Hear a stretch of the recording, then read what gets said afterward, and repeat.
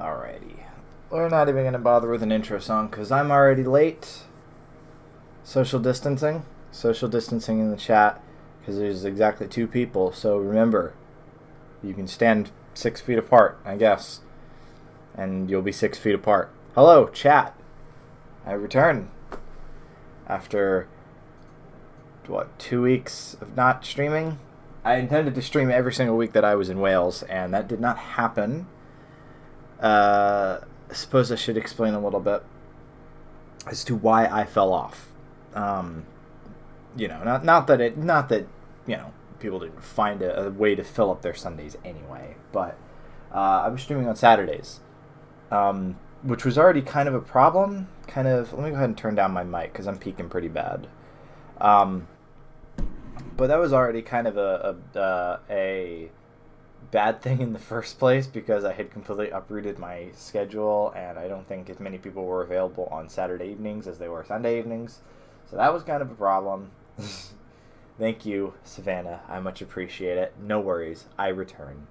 So, I saw that it was basically somnolescent showing up to the streams, which is perfectly fine. That's really all I need at this point. But, nevertheless, I didn't stream the first week because I was way too tired from traveling. And then the final week, I wanted to spend as much time as I could with Kebby before I had to fly back off. And then I get to London, I get to Heathrow, I show up 5 minutes after check-in closes, which means I didn't get on my plane. And that was so wonderful. We appreciate British Airways on this stream. It was awful too because the first thing I did was I went up to the information desk, which is I guess adjacent to like the disabled check-in in the terminal, and the lady goes, "Well, you're not disabled. You're not supposed to be in this lane." So I didn't get help from her. I didn't quite get the assistance I was looking for. And then I go up to Heathrow. Is kind of funny because it has these Heathrow helpers. Then they wander around and they've got the purple vests on, and you can just ask them stuff. And I asked him, I was like, "Hey, why does my boarding pass say see assistance?" And he was like, "Oh yeah, that closes an hour before departure." I was like, "Okay, is there any way that I would potentially be able to get onto another flight?" And he goes, "Well, who did you book through?" Because me being a normal person, I booked through Expedia. And he goes, "Well, sorry, you cannot get help with us. You have to go to Expedia because you booked through a third party." So, to make matters even funnier, my international roaming through my carrier was disabled 2 days prior, and I went, "No, it's all right. I'll be back in the States anyway. I don't need data." So I didn't have the ability to phone my mom. I didn't realize that I had the ability to text still, but I thought I didn't. And I didn't have the ability to look things up on my phone. So I didn't even have the ability to look things up. I had to use Kebby's phone. So I do that.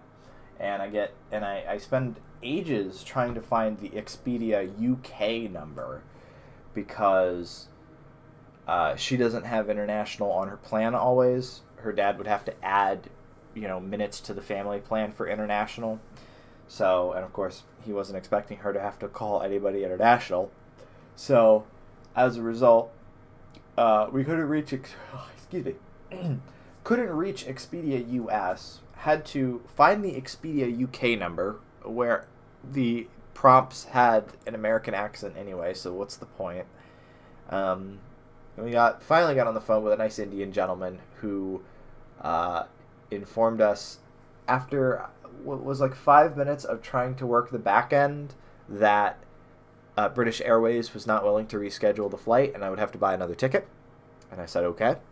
And he was like, "If you want, I can give you some alternate flights that are leaving today and, give you some prices." I was like, "All right, go ahead."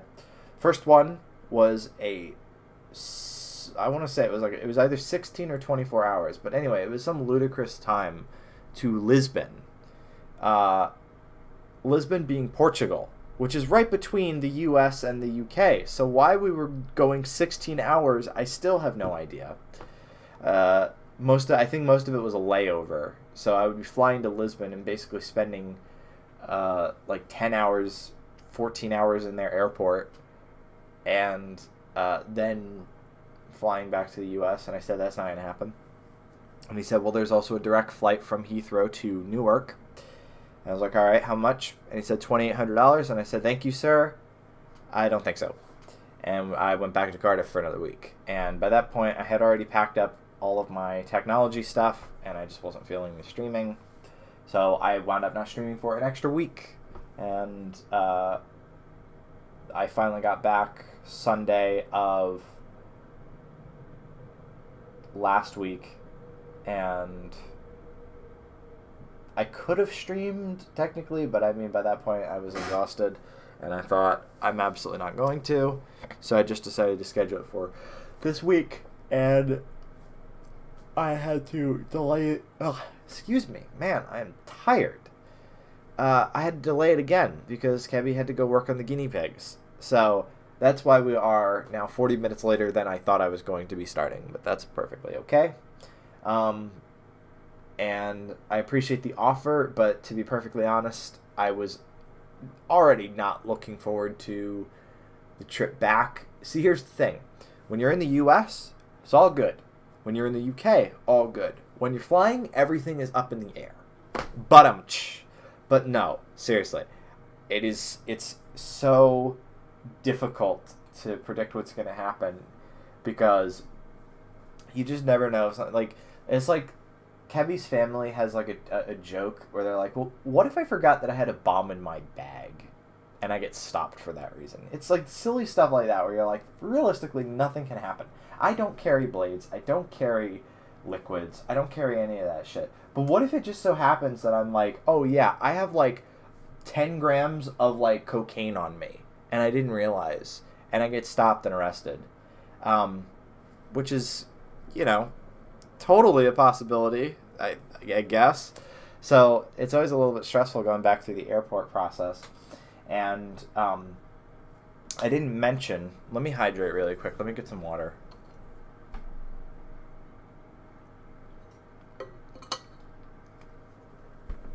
I didn't mention that the flight back I got through Aer Lingus, which is the airline of Ireland, the Republic of Ireland. So I had what was going to be like a 2-hour layover in Dublin, which wound up being closer to like 40 minutes when I cleared security, so I was perfectly happy about that. But Dublin is apparently the only airport in Europe that has what's called pre-clearance. So I go through Heathrow, almost didn't make it on the flight to Dublin because here's a little free tip if you're ever flying. Do not pay attention to the gate that is printed on your boarding pass. Always check the departures board because they will print a gate and then change it because they're assholes. And that's exactly what they did. And I get to the gate and there's like 20 minutes or so before, the plane departs. And I notice that it's saying it's going to Cork. I'm like, that's funny. I'm going to Dublin. And it says it's a 9:45 departure and mine's a 9:50 departure. I'm like, that's funny. And then I go, I'm definitely in the wrong gate. So I go check the departures board really quick, and thankfully the real gate was only 3 gates down, so it was down the hallway, but I almost didn't make it to Dublin, which would have been really funny. That would have been a phenomenal bit, but I did make it, and I made it with like 15 minutes to departure, so that was all right.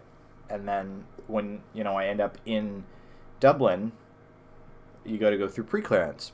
Now here's the funny thing about pre-clearance. I'm a pre-check customer, which if you don't know, if you're not a U.S. citizen, we have a couple of these basically expedited departure and re-entry programs. We have pre-check, which is effectively you give the government your fingerprints and some of your information and then do a background check on you before you leave, so that way you don't have to do all of the steps in getting through the TSA, which I was I was fine with doing it. You know, to be perfectly honest, if the government can make me disappear tomorrow. I don't really give a shit. I voluntarily gave that shit up, so it was fine. Have my fingerprints because the convenience to me is worth it. There's probably some, Black Rifle Coffee Dude wipe enjoyers who would consider that being, a cuck, a low T, soy-filled cuck or some shit. I'm like, I don't care. But it means you don't have to take your laptop out of your bag. You don't have to take your shoes off. You don't have to take your belts or your jacket off. All you do is these days, you just stuff all your stuff like in your pockets and stuff in your bag. It goes through a scanner, and then you walk through a scanner. And that's it. It's very similar to the security at Heathrow. So it was very, very nice. I did not trip the scanner this time, which was phenomenal. I actually was rather worried about that because the first time I flew, despite literally wearing sweats, a t-shirt, and a light jacket, I was tripping the full body scanner and had to get a 5-second pat down. I didn't care really, but it was definitely a little bit of extra stress I didn't need on my first flight out of the country. But this time I did not trip the scanner, so it was all right. And then there's also what's called global entry, which global entry is it expedites your re-entry into the country, which both times wasn't particularly slow, so I wasn't too concerned.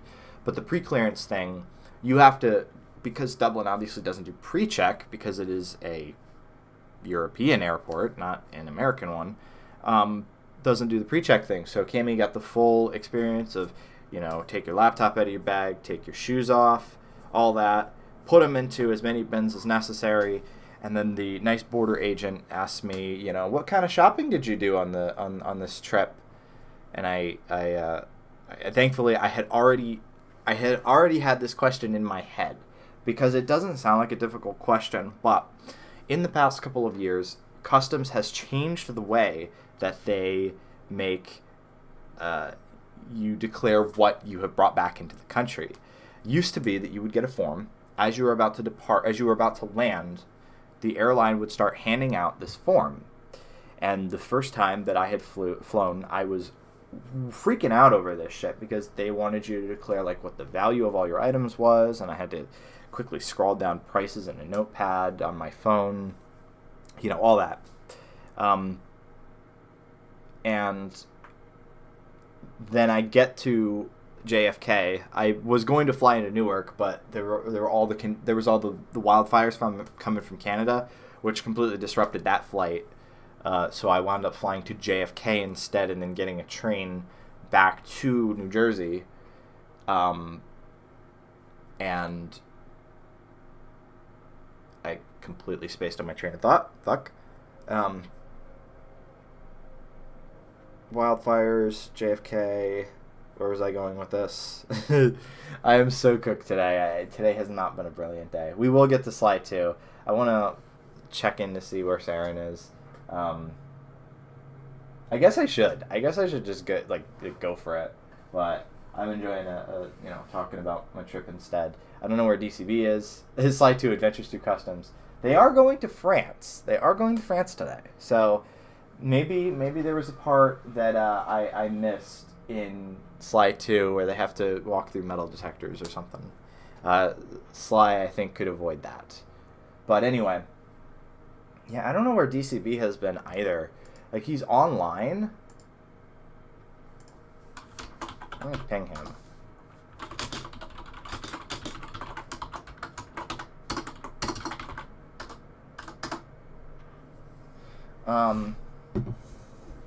But yeah, anyway. So, this form, I land in JFK, and I'm like, wait, wasn't I supposed to declare stuff to customs? Now, I didn't have anything big on me. I didn't have anything, that they needed to know about. But I went and I sought out some customs agents, and I was like, wasn't there a form I was supposed to fill out? And they're like, well, do you have anything we need to know about? And I say, well, I have some CDs and some candy. And they tell me, you're fine, just go through, They didn't care. And then this time I check on I checked some places online, and apparently they just don't have a need to have all of people's forms. So for a little bit, they were literally handing out forms and then asking you to just give them to the customs agents unfilled out. So that way the government could recollect all of the forms at the airport because they just had no need for it. Now I think it's more of a scanning-based process. So thankfully, I already knew a little bit about how to answer this question when he did ask me it. And he did, and it was just some CDs, some candy, and like a nice dragon keep box thing from my mom. So that went through no problem. Landed in Newark, got home safe. Everything made it back all right, and now I'm ready to stream again. Oh, funniest part. DCP goes offline immediately. That's phenomenal. Funniest part. Guess which day I landed in Dublin? St. Patrick's Day. I did not intend for that. I did not. Of all of the days I could have flown to Ireland, of course it had to be St. Patrick's Day. I don't even know what day St. Patrick's Day ever is because I have a severe allergy to like Americans who are like 6th generation Irish American and then they go, oh, I'm so Irish.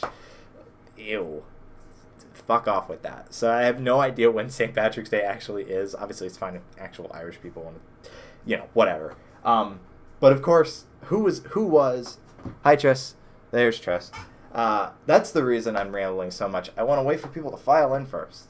But when we touch down in Dublin, we get, instead of going into the airport, we're out on a tarmac and they have us get into a bus that takes us into the airport. I was very confused. I thought I was in like the wrong place, but I saw literally everybody who was on that plane get into the bus. So I was like, that's perfectly fine. I'll just follow the group.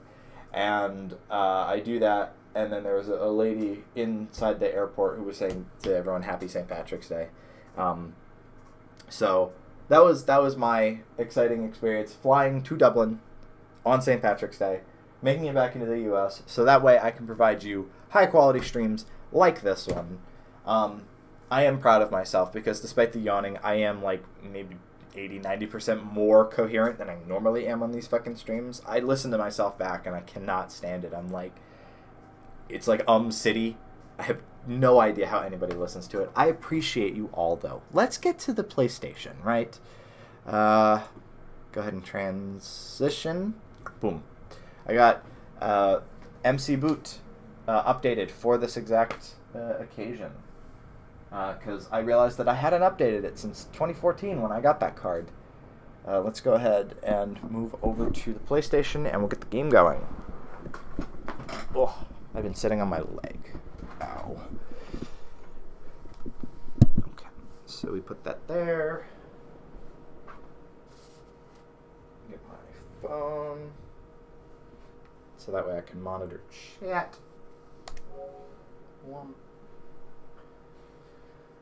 And I also got to switch over the memory cards.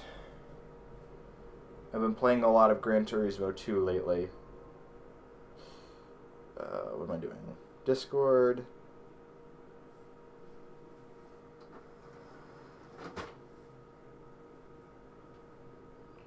Stream.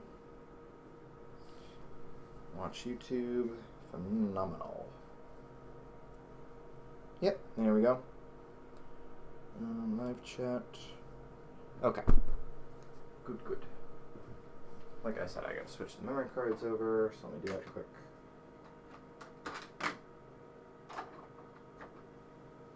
And I found out, by the way, that you can actually have the MC Boot card in the second slot, which is very, very nice, because it means I can just keep that in the second slot all day, and it still works, and then my first slot is obviously for my proper memory card. So let's go ahead and boot the game up. I didn't even talk about Sly 2 yet. Jesus. So obviously, over the past, couple months of this year, couple weeks of this year, we were playing Sly 1, which was pretty good. There's some moments, but it's a nice start to the whole thing. And then Sly 2 is obviously the much better sequel. I think it's actually probably better than Sly 3, frankly. But we'll cross that bridge when we get there. This is the one that I am most fond of. It's the one I have the most nostalgic memories for. It's Savannah's favorite as well. When we get to Canada, we have a deal that she will be coming on the stream to give us a live play-by-play of how accurate it is to Canada, which is very, very nice of her. Let's go ahead and make a save file on the memory card.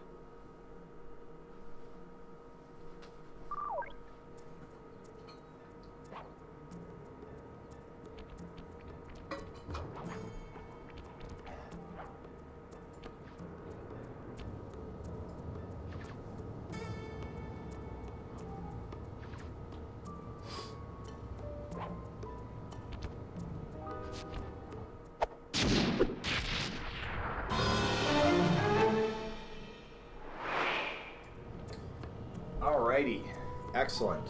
And it's really, really nice having a PS2 I can stream from, because this is one of those games that's a little bit tricky to emulate. I remember watching a much funnier person than me stream this. And he, it was just the edited version, but he handily gave us a nice 30-second clip of trying to get this garbage to work on PCSX2 and fighting with the deinterlacing settings. So it's very, very nice to just be able to have this from the console, you know? So, I guess without further ado, we'll get it going. Slightly.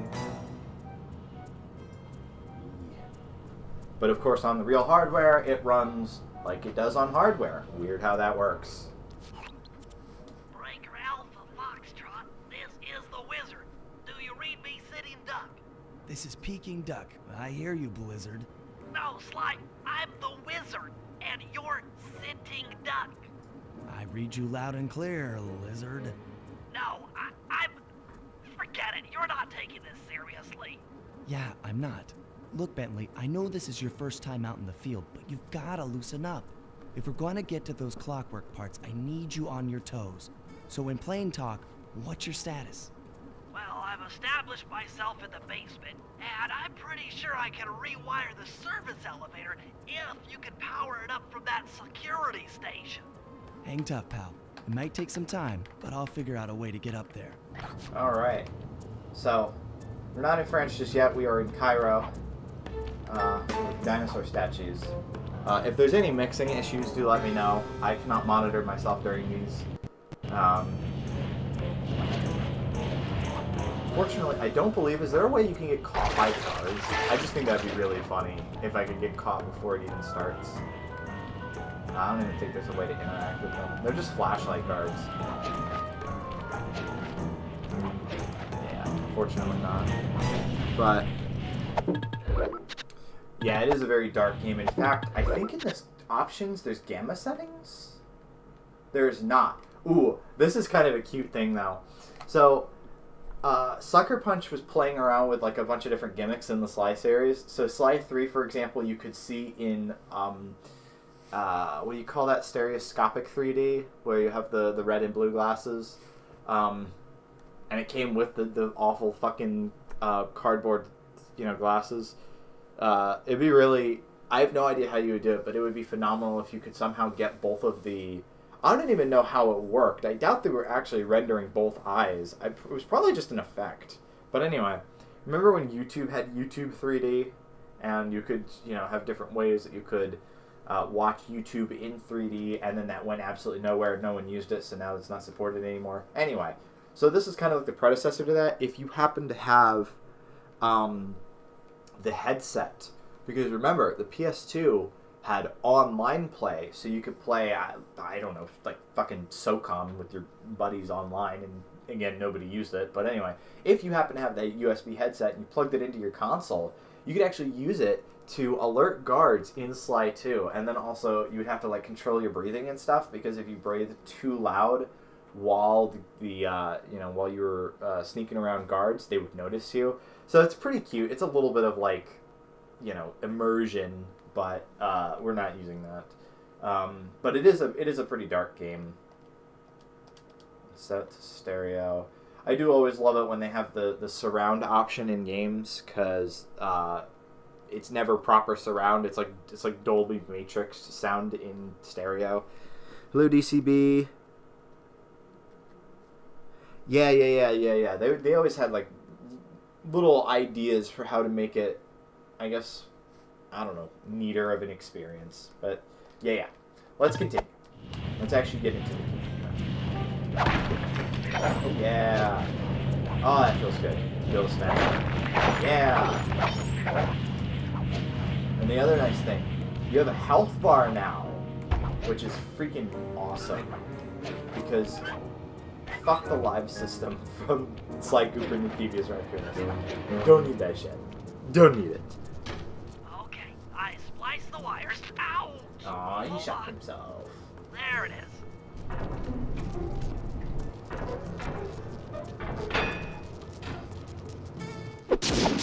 Bentley.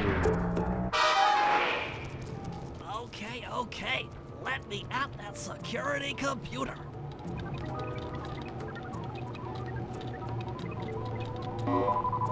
Bentley is so cute. Spotlights He's are such. offline. I do like this part coming up because Sly is gonna like reassure him and be like, "You're doing great," and There Bentley's like, goes "Oh, the we're only laser halfway security done, my system. friend." Which Working is, on the security gate. I don't know. I find that cool. He's being so brave about it. Hello, Kebby. Presto, all clear. Thanks, pal. For your first time out, you did pretty well. Oh, this operation is far from complete.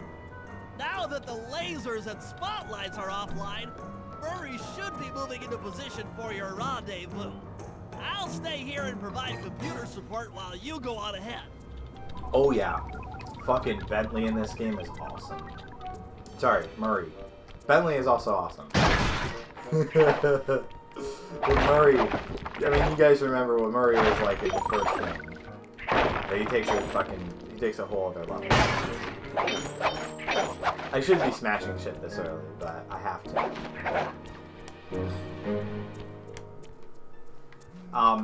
And no worries, Kevy. We're not too far into the game. I actually literally just started it. I spent a good like 20 minutes rambling about. Oh. We are installing some new software into the security mainframe, so don't be alarmed if some systems get turned off for a while. Thank Anyway, you. You're all doing a great job. Yeah, Bentley there. But anyway, so I spent most of it just talking about why it took me an extra week to start streaming again. Yeah, no, they were like weirdly nasty in Sly 1. Like you could tell it was like a bunch of hormonal fucking teenagers who were like, I don't actually like you guys, but it's like high school, right? I don't actually like any of my friends. Also, I've never noticed this until now, but check it out. Who's hanging up on the walls of the Museum of Natural History? But all of the Fiendish Five. Like, you got Panda King right there. That was, Sir Raleigh over there. Oh, look. There's, Murray. There's all three of us. That's funny. I've never noticed that. That's cute. That's actually a really nice detail. Somnal, like, pre-2020. Somnal, like, pre-2022. It was really funny cleaning out Cammy's toy house and seeing the shitpost folder, and you know, you had that drawing of Cammy holding Borb like a softball, and I was like, this is an accurate depiction of our friendship. And it was like, yeah, we never liked each other because Nicole was fucking funny. But anyway, there's another one of Sir Raleigh. There's Mugshot. Do we have Ms. Ruby? Please, let's go for a triple. It's a little hard to see. Yeah, no, I can't see shit. Maybe down here? I don't recognize. Wait, is that Dimitri? Oh shit! I've never looked at all this. This is interesting. I've never looked at all this.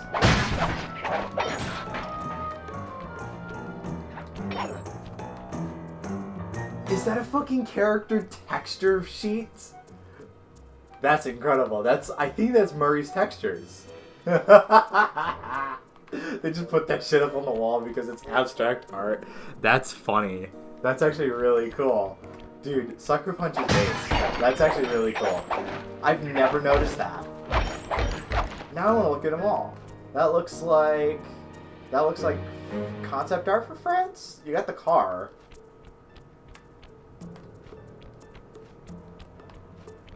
It might wrestle control from me for a moment for the Murray cutscene. That's definitely Dimitri in that one. That's neat. That's pretty great. It's so abstract. According to my information, the clockwork parts are being stored up there. Now to get access, you're gonna have to meet up with Murray at the rendezvous point.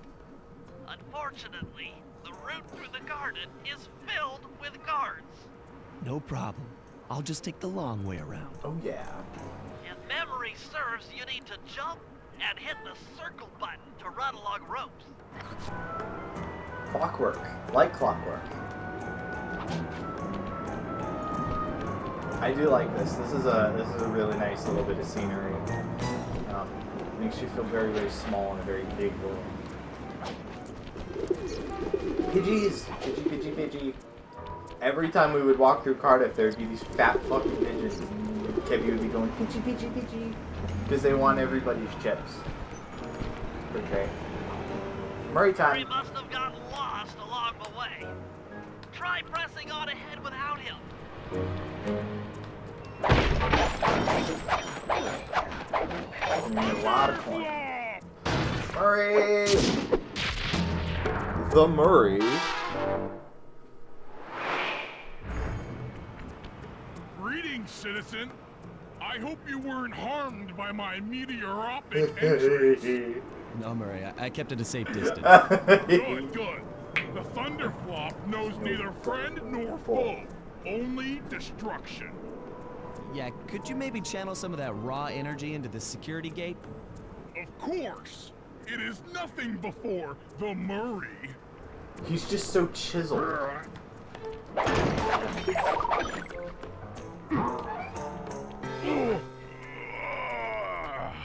Okay, all clear.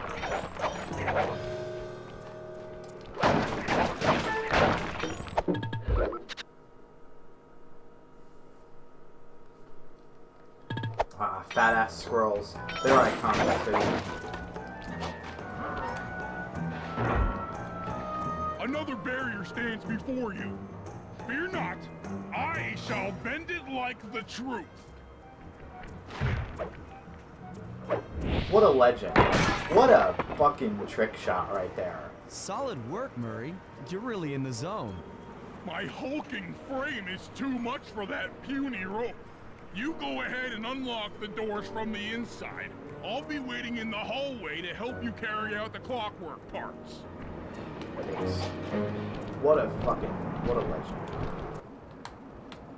I've never actually been able to get too good of a look at the guards either. The little piggies. Big piggies.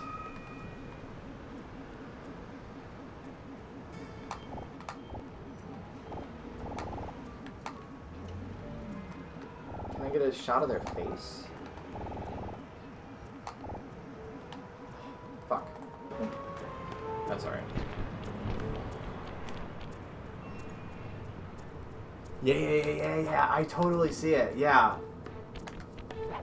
I totally see the Patrick thing. I don't get it, Sly. The clockwork part should be here. This is all wrong. This is We all a need to pull setup. the plug on this operation right now. Freeze, Cooper. There she is. Inspector Fox. As beautiful and unpredictable Beautiful as and furry bait You as crooks ever. are so predictable. You always return to the scene of the crime. crime. I haven't stolen anything. Yet. Oh, really? Then who broke in last night and made off with all the clockwork parts? You've got the motive. Someone already stole the parts? Don't play dumb with me. It might not have been him, Carmelita. The method of entry and guard Here casualties she all is. point to this being a Claw Gang job. The Claw Gang? Constable Neela, I allowed you to sit in on this stakeout as a favor to the contestant. As beautiful I really and don't voiced by a need different any woman help. as ever. Oh, Yes, I think fun you fact. might. That Look at is the Chell, facts. not Facts. Neela. Sly Cooper is But, right here. I caught him red-handed. Carmelita is just actually being saying that there voiced are by the criminals in woman the who world did other than the model for Sly Chell Cooper, in Portal. after him. So that's always something I gotta point out. Hey, come back here, Ringtail. It was nice of her to pause for a moment so I could regain control. Oh, gee. Wait up, fly! Shake a leg, Murray. It's time to go. Freeze! This Ooh. wasn't part of the plan. Oh Yeah, well. no. This is where things get fun. This was Hold still! this was me and Tabby at Heathrow. This was not part of the plan. Missing my flight. You So can't then we run got chased by the forever. cops. This is getting a little True hot. story, ask your You parents. guys go warm up the van. I'll keep Carmelita busy. Oh shit. You're all going to jail. Pick me up at the rendezvous. Why is Carmelita so stacked? Oh man. All the cops show up in neat little lines. I like that they all look like they're gonna crash into each other too. Stop, thief! Beep. See you later. Freeze! No. No. Yeah, she cannot do You shit. can't run forever.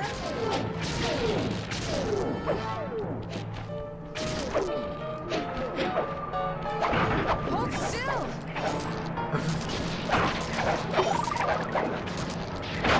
Slow moving projectile weapon. Stop, thief! See you later. Oh, the cops are all chasing the Cooper gang. Hey, come back, Man, you I retail! fucking love this game. This game is awesome. Ahead to your position. Jumping fast. See you later. Here. You can't run Hop in forever! the van. I'll find you, Cooper! I think Carmelita is also large in this game. The cops got us, and then we ate Biscoff waffles from Black Sheep Coffee, which I always want to call Carmelita's Black just Rifle as Coffee. angry as ever. She's really quite lovely when she's angry. And that Constable Neela, was a reference to the Claw Gang just a slip of the tongue, or an intentional clue? Either way, it's our only lead on the missing Clockwork parts. Clockwork. He was consumed with jealousy for the Cooper clan's thieving reputation. Is it inappropriate to refer to him as a monster? I mean, No, not at all. What kind of That's pretty person scary. stays alive for hundreds of years with the express intention of wiping out a rival's family line? Imagine the hatred fueling that first decision to replace his mortal body with soulless machinery. Ultimately, it did the trick.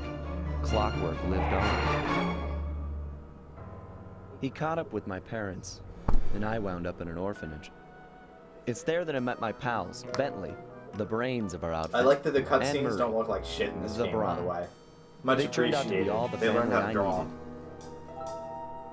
2 years ago, I thought I'd finished it. How naive to think I could so easily put an end to that kind of hatred. It's true. And now Remember he's what they back. say. In peace Anger and never sure, really goes but the away. threat is real. Does the Claw Gang even realize what they've stolen? I don't know what's in my future, but I won't let it be a repeat of my past.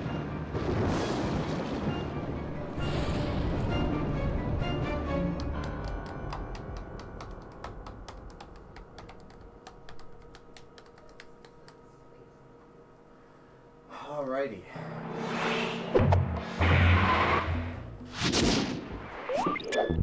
Excellent. We are right off to our first world.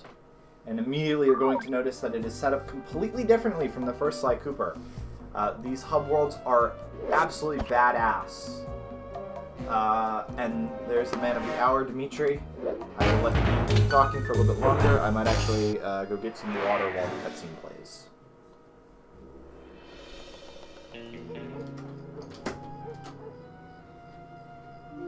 I had to call in a few favors to get the goods on the Claw Gang's local operator. Dimitri, a sort of underworld celebrity, equally at home in high-class art circles and shady back-alley crimes. He was once a passionate young art student who worked hard to develop his own visionary style.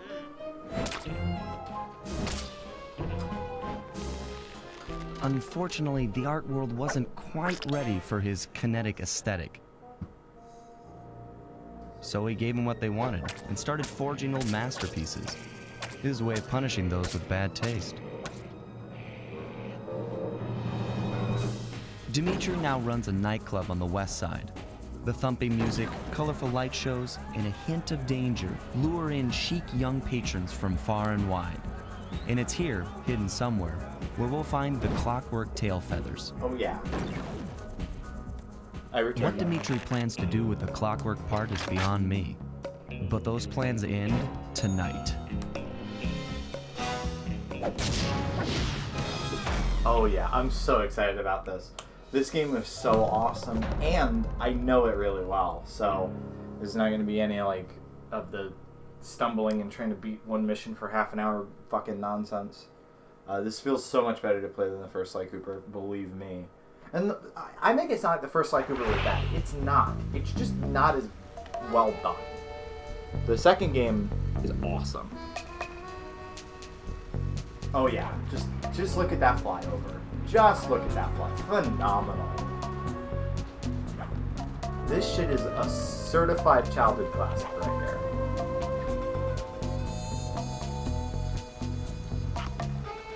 So this is the hideout, where you can actually play as all three guys, but at the moment you only have Sly.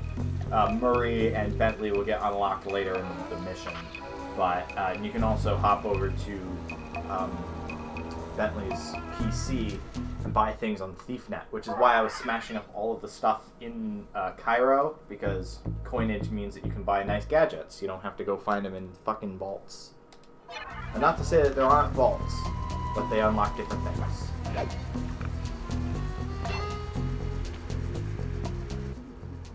I tell you, Bentley, it's gonna be a real pleasure robbing this nightclub. Oh yeah.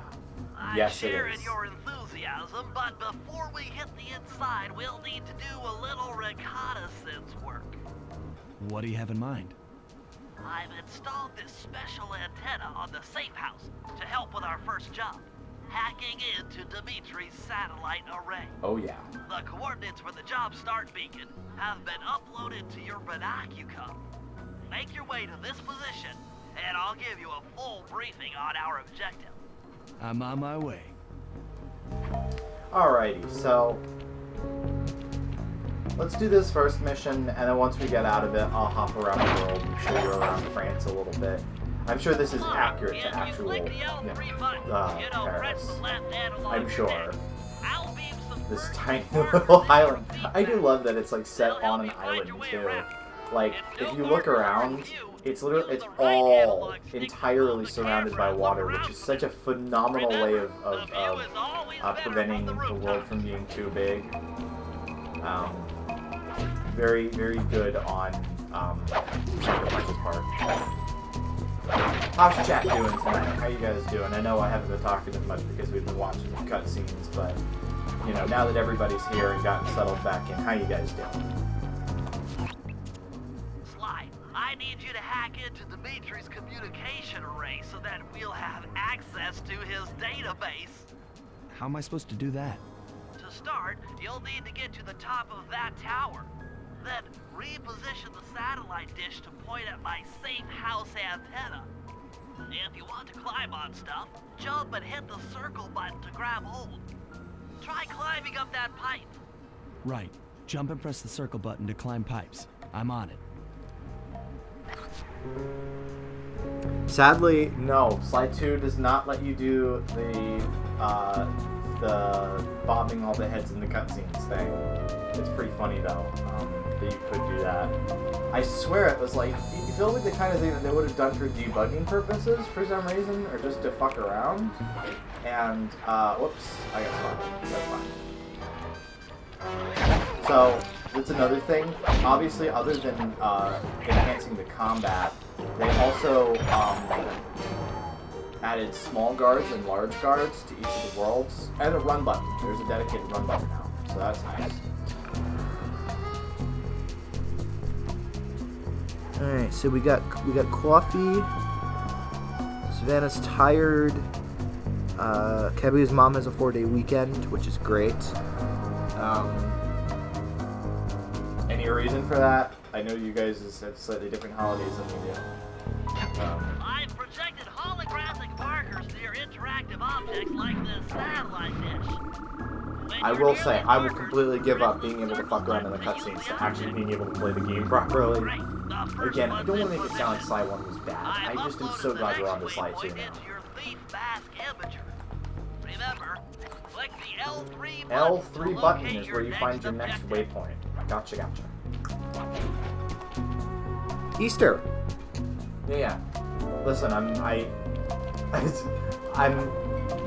I'm applying for stuff right now, but I'm currently in need. And then also, we're not religious, so I completely had no idea when Easter actually was. I also had no idea when St. Patrick's Day really was. I just don't pay attention to that stuff, if I'm honest. It's just not my... Oh, she got you more chocolate. She got me a chocolate egg. It was really, really nice. Because she knew that I wasn't going to be in Wales to have Easter with the rest of them. She was like, oh, let me get you all chocolate eggs early. And she got me a Cadbury one. So it had some of the smaller Cadbury, like cream-filled eggs in the top of the cardboard box, and then the bigger one, which was just your standard, you know, hollow egg with chocolate. But it was really good chocolate. So thank you, Gabby's mom. That was very, very nice of her. They were tasty. They were tasty. Also bottles. Like I said, there are bottles, but they're just in the overworld now, and you just find them. And you can find them, you know, while you're on a mission or while you're. Well, again, we'll go running around for it. We'll go running around for the mini moments.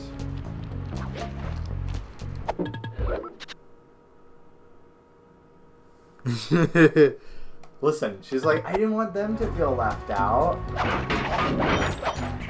It was really funny when I was driving home, because my mom obviously knows that me and Cabby are autistic. But I mentioned that her parents are also of the socially awkward variety. She's like, are their whole family autistic? And I was like, it comes from somewhere. So yeah, not that it's a bad thing. She just found that kind of funny. It's like, yeah, no, they're all like, it's pretty funny. Nice work, Sly. I'm downloading from Dimitri's mainframe as we speak. All in a night's work. So, where do we go from here? Your next job is to break into the nightclub and take some reconnaissance photos of the clockwork tail feathers. To get inside, you'll have to sneak through an old wine cellar beneath town. Okay, I'll head out for the cellar. Yeah. Now, I'm not actually on a job at the moment. That's just to start the next job. So we're going to explore France a little bit. Just because it's like coming back to like a town that haven't been in, you know, a solid 10 years. I mean, the last time I played this game was 2014. I actually still have my old save. Because as I've mentioned on these streams before, I dug out the whole time when my mom was cleaning my sister's room because she doesn't know what the fuck she has, and she's also, you know, not exactly a clean person. I dug out a big stack of, I think I counted 9 different memory cards, including the ones that I actually used. But one of them happened to be my old save, my old, like, current saves memory card from when I actually was playing games back in the day. So it was really nice to see it again, and to see, like, I had my Sly 2 save, Sly 1, my old Time Splitter save. I was playing through, I think there's a Pac-Man World 3 save on there, a whole bunch of stuff. I was like, ooh, exciting. So one thing that I really like about France is that it's got these like beams between the buildings. That's pretty cute. And it's also nice because it means you can, you know, not get caught as easily by guards. And you actually have a fighting chance against the guards. They don't one hit you anymore. You have a health bar, which is pretty great. So there's the rat. Here's one of the 2 smaller guards. The other one is like a duck. I think he's a duck. And then the big guards are like, I think they're bulls. But anyway. Bottles. Bottles. We're back in France, motherfuckers. Shit is so hog.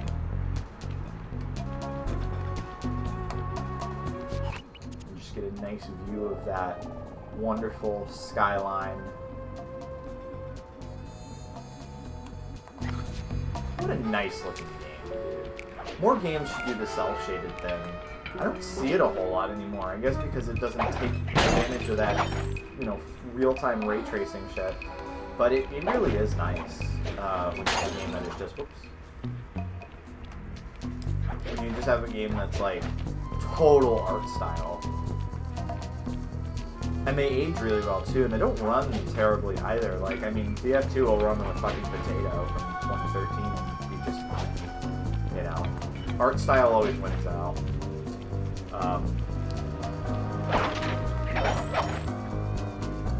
Oh, they're frogs. Oh! Huh.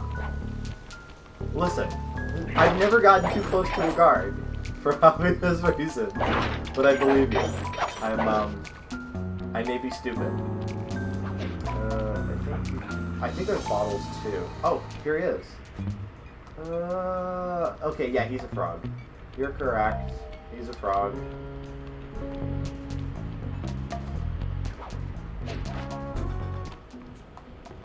Oh, and you can pickpocket guards as well, which is really fun.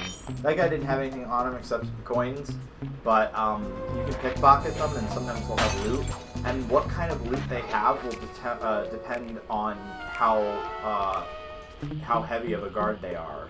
So the smaller guys will have like bronze and silver like pens and rings and pocket watches, and then the big guards will have like gold combs and shit.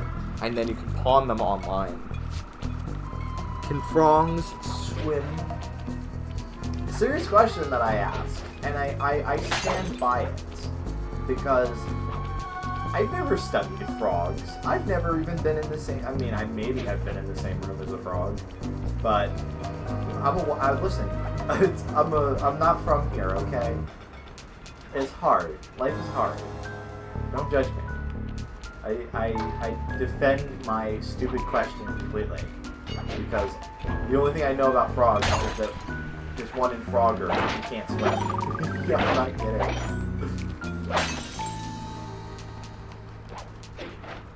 Whoops, I didn't mean to fall off. I don't know if there's a bottle on top of that roof anyway.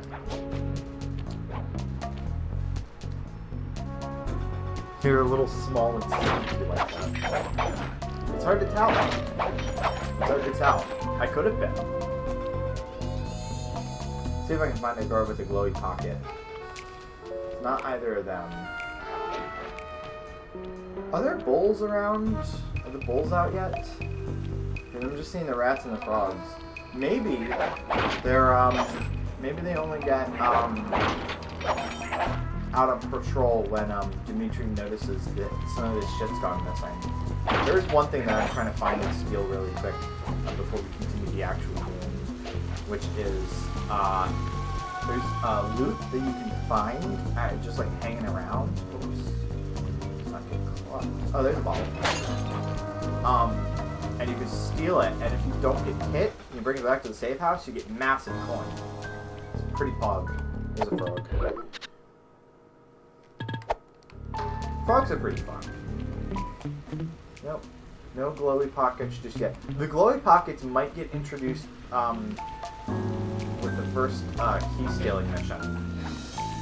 Maybe the game is maybe it's just too early in the game. It's not introducing all those yet. All those different functions yet. Gameplay elements.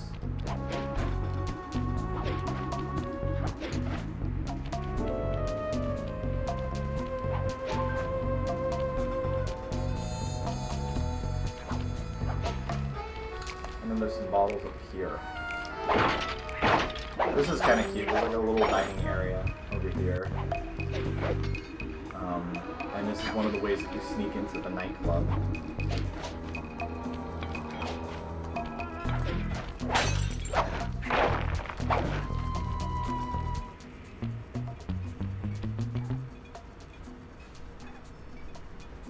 Oops. I didn't realize I wasn't moving.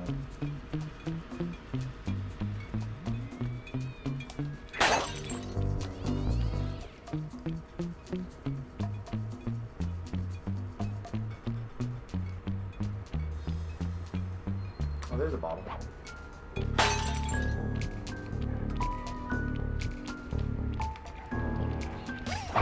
Ah, shit, I got money.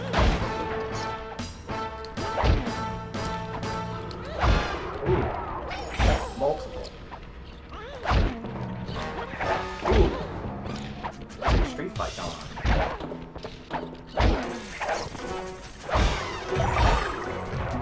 There we go. My house. It feels so good to actually be able to fucking fight, for the record. Because you can't fight for shit in the first game. I'll stop complaining about Sly 1. It's just Sly 2 really is like being able to come finally. Or something. I don't know. There's another bottle.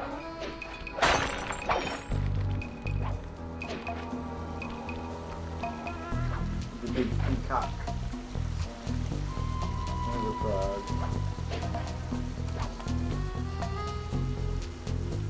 Guinea pigs are pretty great. It was funny because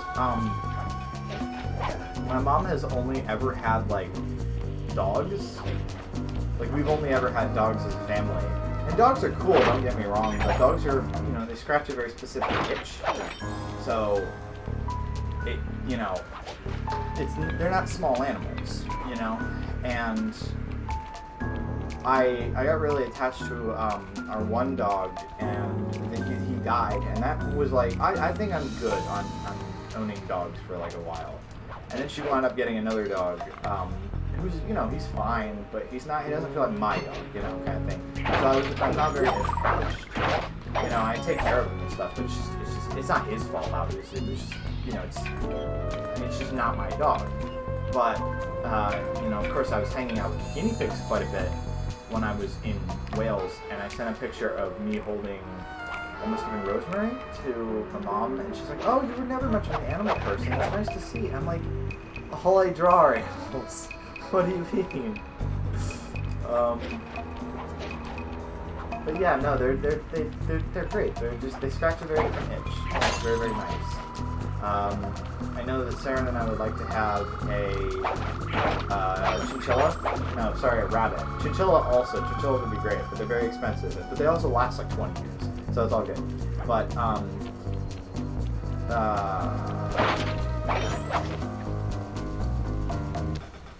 yeah, exactly.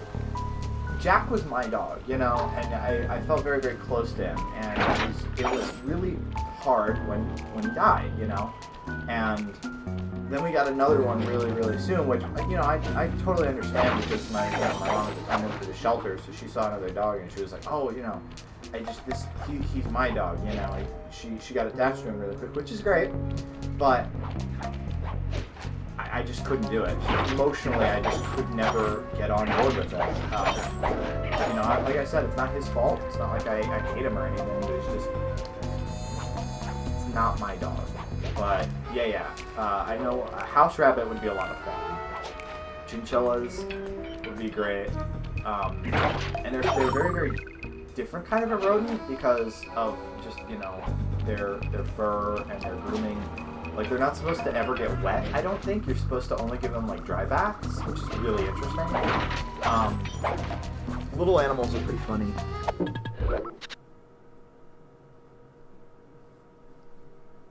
Yeah. I keep telling Kevy I really think she should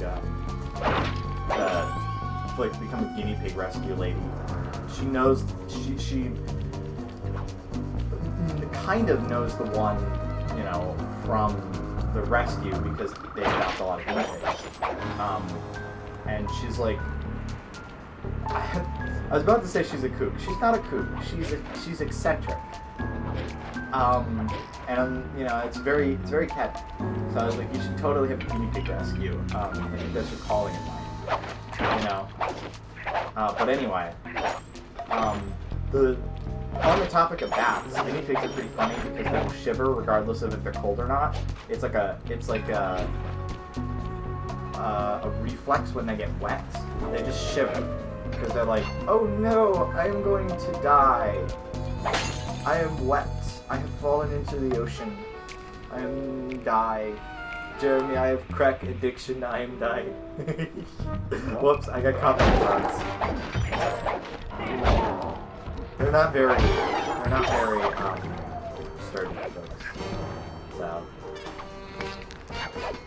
I do like that they'll actually throw rocks at you as well. That's pretty fun. They'll just hide up on the rooftop for a little bit. If they can't reach you, eventually you'll...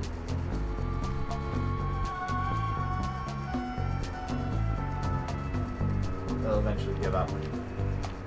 But yeah, just the whoa. Also, this part's pretty fun in France. It's like this little amphitheater area with the water. Very, very fun. I love this level. Anyway, let's actually go into the wine cellar because I've done a lot of running around and I found 19 of the 30 bottles. So I'm sure I'll find the other 11 at some point tonight. Oh, there's another one. I'm sure I'll find the other 10, you know, at some point tonight. Because we are going to play through the entirety of the episode, so. She was so soggy. She was so sog, and she was so woeful. She was like, I may not make it through the night. Good to see It's you, been little good buddy. knowing you. I guess the way through the wine She cellar was so is guarded shivered. by She was those wrapped in a rats. towel, and she was Bentley thought you warm, might like and some she was help still clearing them shivering. out. She Sounds like just fun. the whoa. You and They're me, so dramatic. back to back. Totally. Outnumbered, fighting impossible odds. It's perfect. All right, pal. Let's get to it. Let's kick the shit out of some Give rats. the Murray!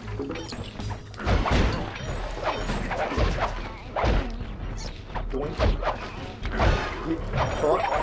Doink.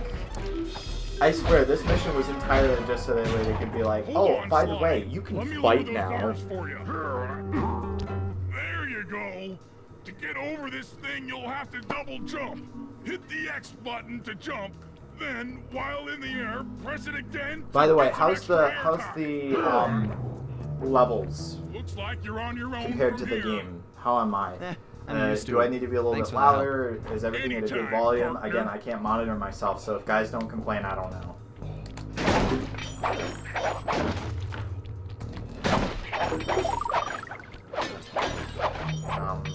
And whatever folks say, that's what I'll keep for the rest of the episodes.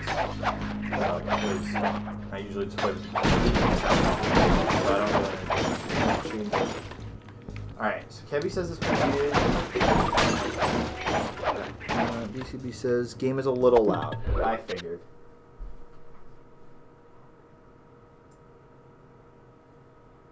Alright. So I've ducked it 10%. Let's talk and smash some more stuff. Is this better, guys? Am I not fighting the game as much? I figured I had it a little loud. Plus, it doesn't help that I'm not talking directly into the microphone. I'm actually standing and the microphone is sitting on my bed. So, I'm not as close as I was at the start. Okay.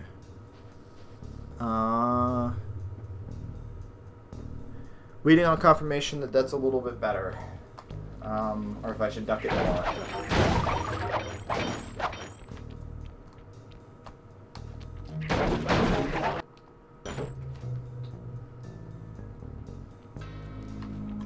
Heads up, if you leave this area, you'll abandon your current job. Because DCB says yup, but I have no idea what yup is.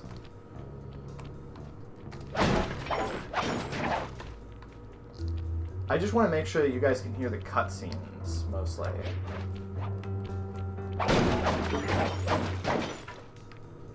Alrighty, so this is the part with the first flashlight guard, I think. Sly, Okay, in so order to DCB get says it's past better. these lasers, you need to crawl under that table. To do that, get near the table and press the circle button. Oops. Would help if I watched the screen. Here we are. There's the boyo. Yee, so eepy. Talk while hacking and slashing. Okay, let me go back to the first area.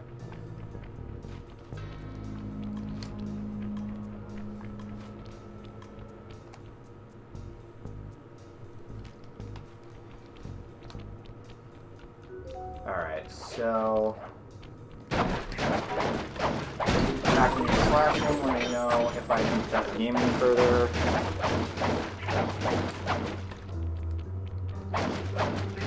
Talking. Trying to talk at a decent volume. Better?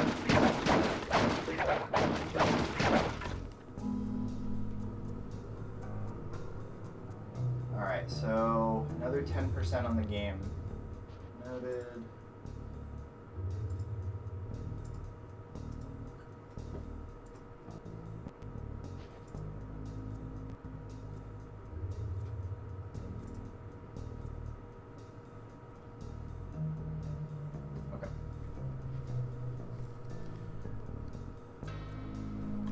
Alrighty.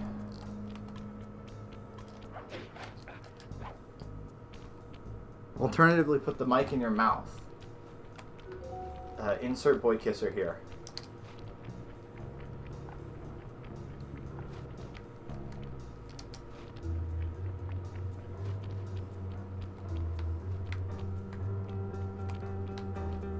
These flashlight guards are too tough to fight head on. They're not too tough, Bentley. You're just a noob.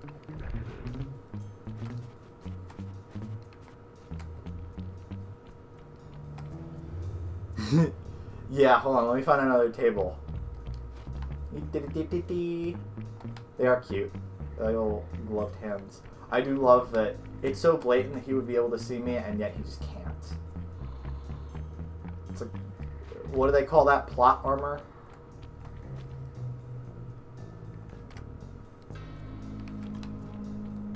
Alrighty. Watch as the cutscenes are going to be way too quiet now.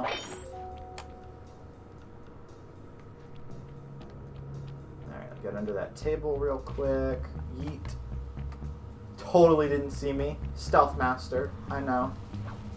This air vent leads into Dimitri's nightclub. Hit the circle button to crawl inside. In order to shut down those yellow lasers, you'll need to take out that guard. Sneak up behind him and press the Boom. triangle button to Easily knock him done. into the air. I do like the little sneak attack. That sneak attack slam move only works on guards who haven't seen you. Ooh. Wait until this guy turns his back, and then let him have it. I see we got 7 people watching now, which is fun. Whoops. I think I got spotted. No. Somehow I didn't get spotted. That's funny. 7 people watching. That's pretty sweet. I'm glad that people are checking in on me, coming If you back. get in a fight with those rats, the sneak attack won't work. It's purely a stealth move. Yeah. I can take on 4 rats.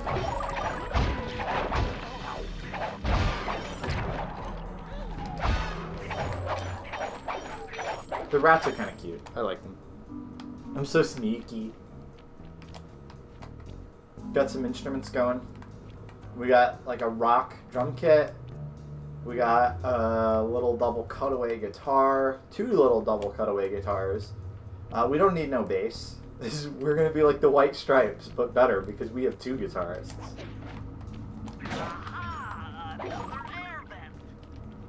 Judging by the angle, Link walk? it should lead to the printing press room. Alrighty, the printing press room. Let me get another drink of water while this loads.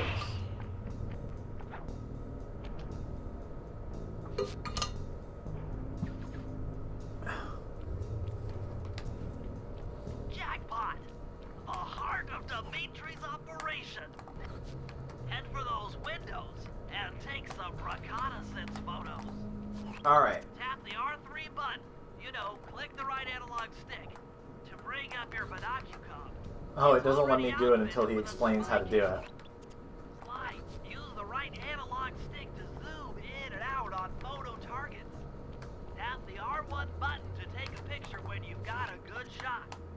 Yep, there we go. Now it lets me do it.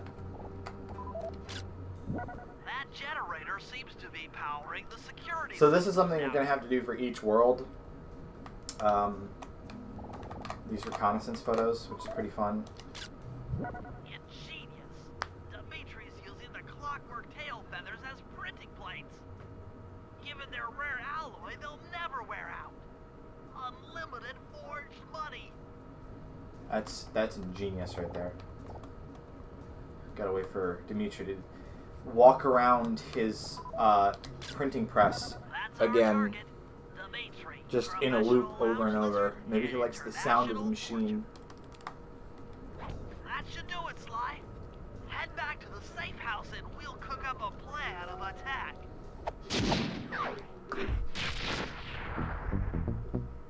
Alright, so another cutscene.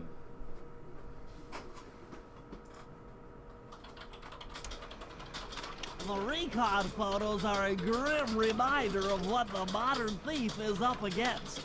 Spotlights, stepped up patrols, The sum of it all renders a direct assault impossible. To solve this puzzle, I'm going to need some more intelligence. First, replace this bugged painting with one Dimitri has in his office. Oh, that's why I Once couldn't in find place, it. we should be able to listen in on his communications. Second, if you see the boss, tail him. We might learn something from studying his movements. Once we've got a proper understanding of the operation, those clockwork tail feathers are as good as ours.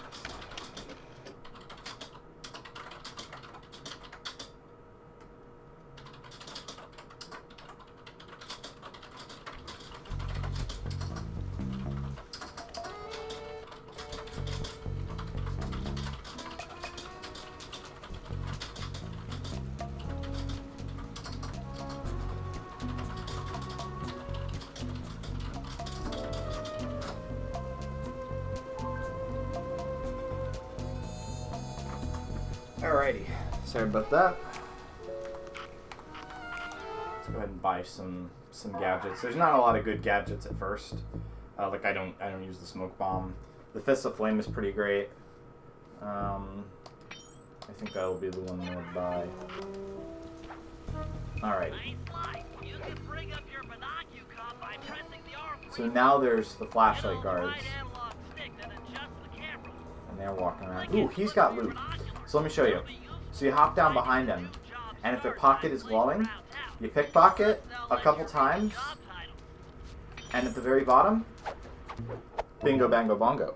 And that is some loot that you can sell on ThiefNet, which is like the prototype version of the Silk Road, basically. It's like a dark web, like, online marketplace where presumably you can buy pilfered goods and maybe, I don't know, drugs. I don't know. I've never been on it. So yeah, by later game you don't actually really need a whole lot of cash, so it's not really that big of a deal. But early on, it's definitely a good time. So this is the Tail Dimitri mission. Let me grab that bottle real quick. Hold on. This is the Tail Dimitri mission, which is really funny because you don't actually need to see Dimitri to get what you want. Just intercepted The furry dark web where Sly buys his guards to ring the boat's bell when the coast is clear.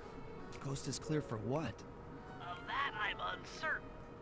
Ring the bell and follow him without being seen. Then maybe we'll find out what he's hiding.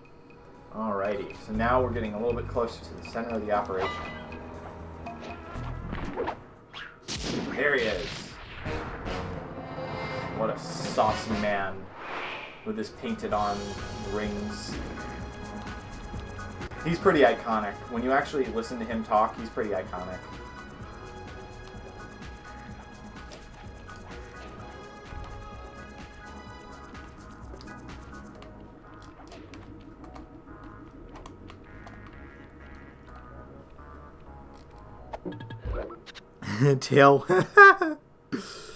Tail whip him so rough. I want to see. Can you smack Dimitri? Should I do it? Would it be a good bit if I ran up to him and tried to smack him with my cane? I think it would be a good bit. And I mean, you can restart the mission. Should I do it? Chat, let me know. Should I participate in bad behavior? Kick his ass. All right, so we got one vote. Kick his ass.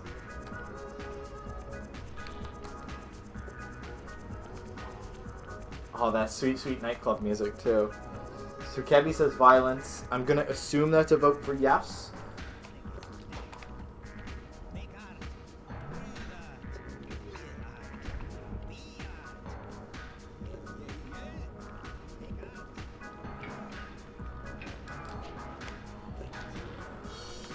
Alright, we're going to do it. Smoky alert! Freak out!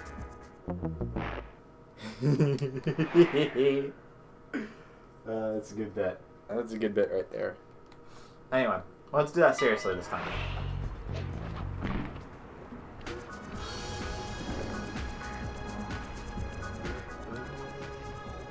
Seriously, that nightclub music is so fucking good.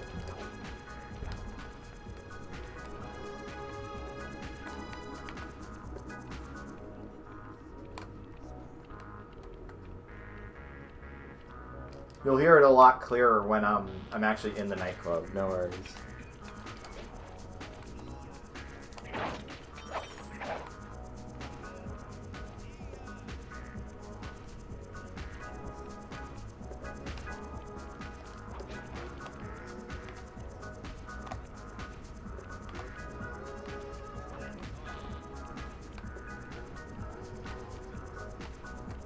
I like how Dimitri is so gigantic compared to the cars. I just noticed that. The cars are small enough that like maybe Sly could fit into one. Murray would be fucked. And even Dimitri would have to like lay across both rows of seats. They're little cars for the little rats in Paris. It's adorable. He walks with such swagger, he fucks. That's what I can say. Dimitri, he fucks. He fucks. So he's gonna go around, and you're supposed to get his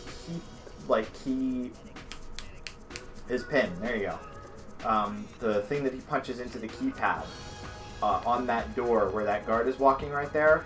But he takes the long way around because I guess they wanted to make sure that people had enough time to catch up with Dimitri. You're supposed to be able to see it, but there's no actual need for you to be able to see it. It's pretty good. You won't be able to see. He fucks hardcore. He does. Wait until you hear him talk. The way Dimitri talks in this game is so fucking funny.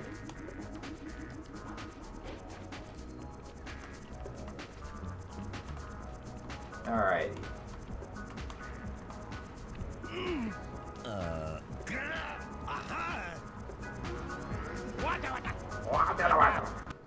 Sound like Wario. Good job tailing him, Sly. He's doing the feminine walk cycle from Sims 4. I'm telling you, there is such an untapped market, and I don't want to see none of that like fucking like fuckable furry stuff. I want to see goofy ass cartoon animal people in The Sims. There is such a market for it. I don't want them to be like beefcakes. I don't want them to be like Flavian muscle furries on fucking with, you know, furry heads. I want to see like this game's animal people, but in The Sims. I want to see that'd be a good bet. I want to see that, but alas, EA hates money, and they're working on Sims 5, which is going to find new and exciting ways to piss old people off. So I'm excited. I'm excited to see what exactly Sims 5 is. For all I know, it could actually be genuinely terrible. I don't know. All right, so we got another mission over that way.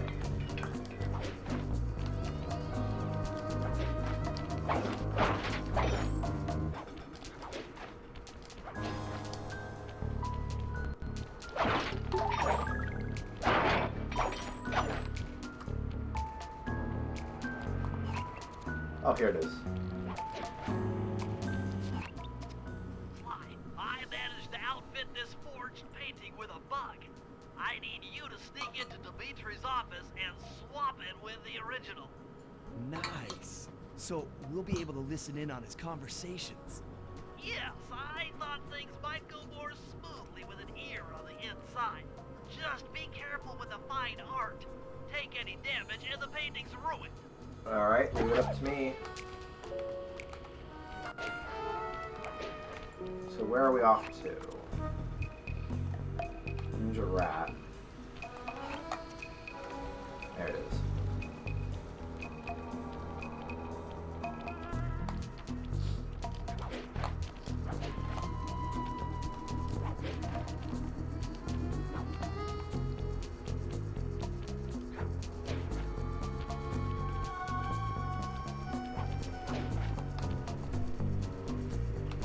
What's everyone up to? I did see Savannah was playing Risk of Rain, so I am fulfilling my ultimate purpose in life as background noise, which I'm more than okay with. I listen to podcasts or live streams while I play games and whatnot, so I'm alright with that. But what's everyone else up to? Video game go burr. Speaking of, money printer go burr. Because Dimitri has a money printer, which is pretty great. So Kebby is on her laptop. Exciting.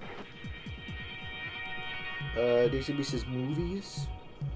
Yeah, no, I might draw after the stream. It depends on how I'm feeling. But I just was not particularly in the mood to do. I should have done more art today, honestly. It's always become kind of like a nice feeling. Hey, it's just like a relief, honestly, doing drawing now, and it's fun. And I have stuff definitely that I should draw. I didn't do it today.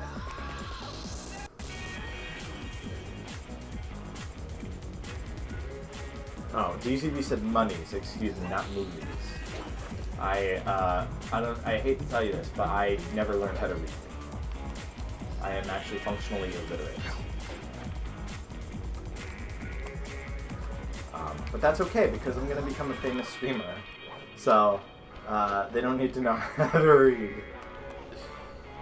Art is much fun. Art is very therapeutic.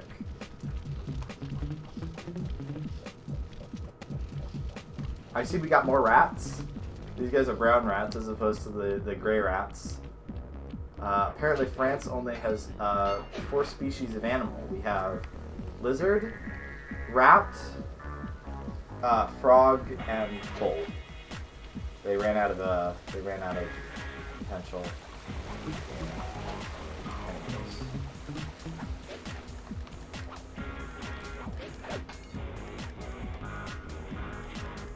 The illiterate gamer.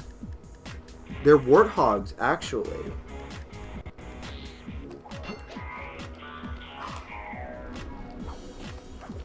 Savannah's just enjoying making me look bad.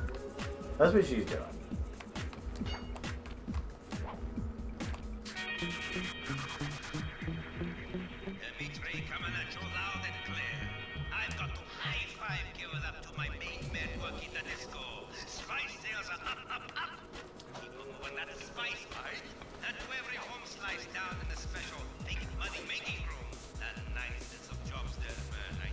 That's how I hold usually. That's why I'm never going to play Spyro on stream, because it's just going to be, actually you're doing this wrong. The entire stream, which is a good thing. There we go.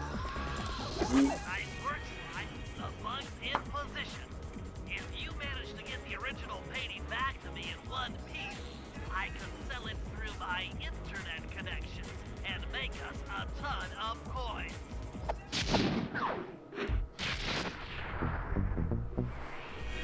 It would be pretty funny. Here's, by the way, the safe. If I had managed to get all of the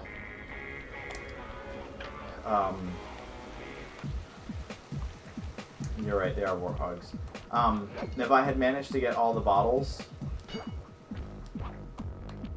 I would be able to open that vault there. Maybe I'll be able to come back for it. I'm sure I will. They're pretty good at it.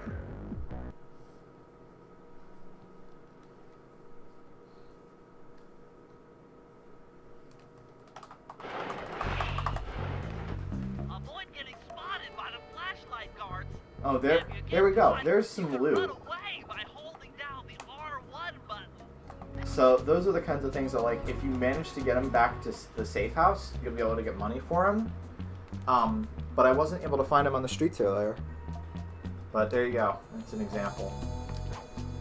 Alright. Nope. Missed that one. That's fine. I mean, to be fair, thinking about the car thing again, European cars do tend to be a little smaller. It's actually pretty funny. Seeing how cars occasionally could only fit one at a time on, like, the back roads of Wales, like the residential areas.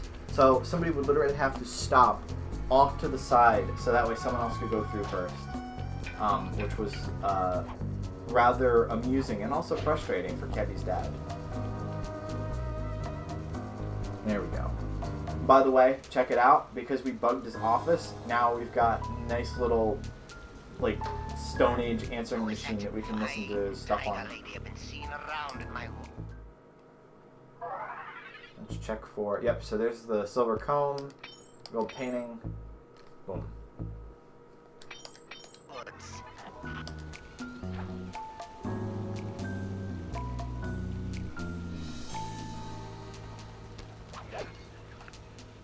That's another thing too, is that Kevy's family, there's like what?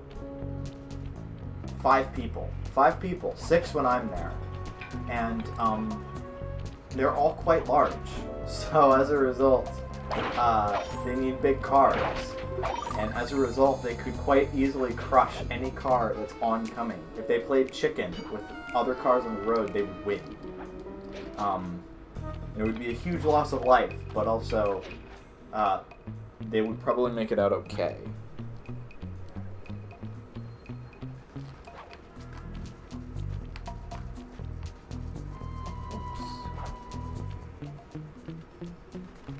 Let me go the other way around. I'm trying to grab that priceless art.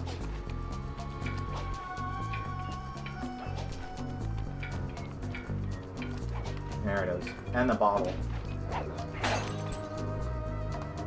I think I can go back into the window. You can get this piece of fine art back to the safe house in one piece. We can sell it on ThiefNet for a ton of coins. I think I can go back into the window. Let me check that really quick. Alas, vehicular manslaughter is a crime. I'm very glad that it's a crime, because Triss has to learn to drive at some point.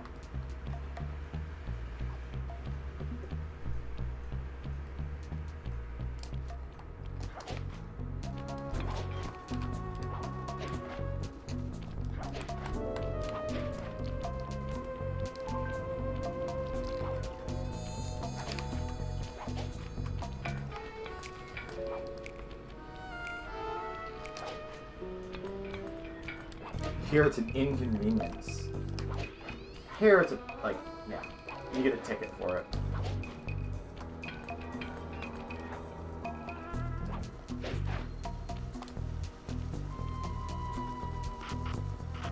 Ooh, I can actually play as Murray.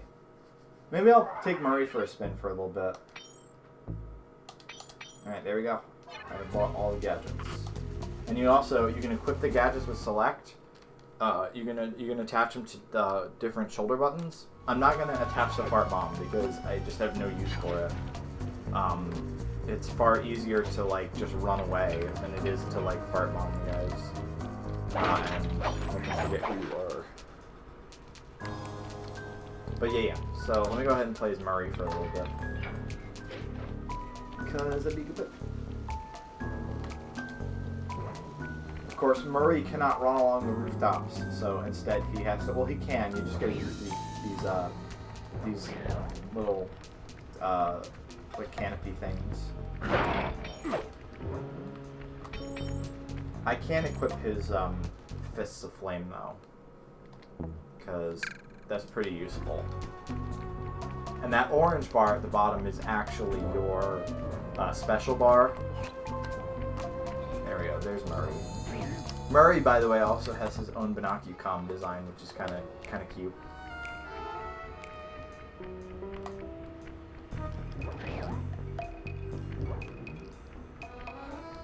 Oh, wasn't there a bottle I was missing? Yeah, there is. Alright, so 7 bottles left until I am able to hop back in and get to that safe.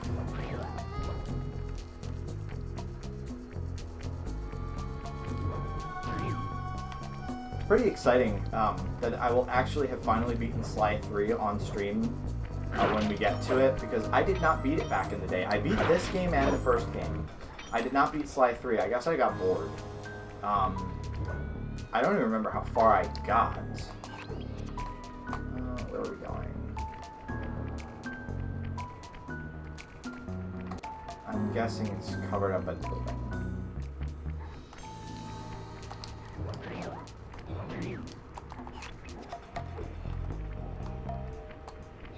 There it is.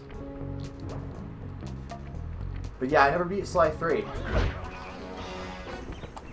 Oh yeah, I do love it because Murray is so strong that he'll actually knock out the fucking rats. And that's going to come into play in this mission. Murray, I need you to make your way back to the aqua pump room and sabotage it. Jeez, I don't know. How am I supposed to get past these lasers? You should be able to break that power box by throwing something at it. Press the circle button to use your your stomp move near the ice machine to pick up a block of ice. Then press the square button to throw the block at the power box. Hit the circle button to pick stuff up and the square button to throw. Got it. Got it. Doink. I can pick up other things too. Like I can pick up this box and throw it. You're strong, Murray. Try Thank picking you. up I a appreciate you.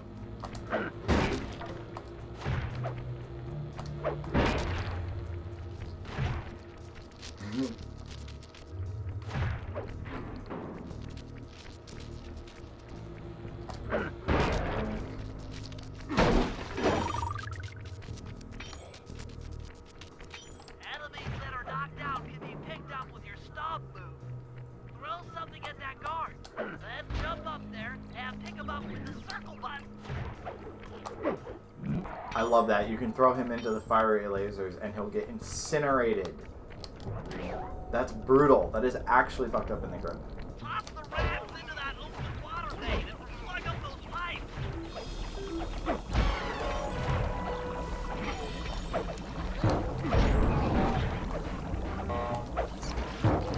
This might be slightly unsafe.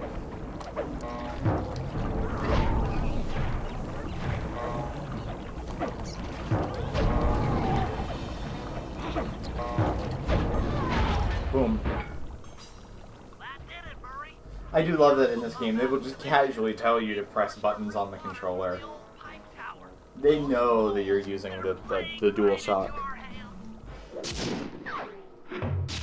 Jump and press the circle button is like the meme from this game. It's pretty great. Ooh, another cutscene. Okay, fellas, I've constructed a plan to get at the clockwork tail feathers. But we'll need to pull off a few more jobs to set up for the heist. First, Sly will have to pick a few pockets in the theater so that we'll have access to the Spotlight Control Center. Once that's accomplished, we'll be able to turn off all the security around the printing press.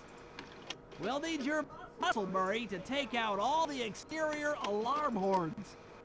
We don't want anything to alert the guards while we pull off the big job. And finally, we'll need to get into the discotheque to drop this ball. Trust me, it's all part of the plan.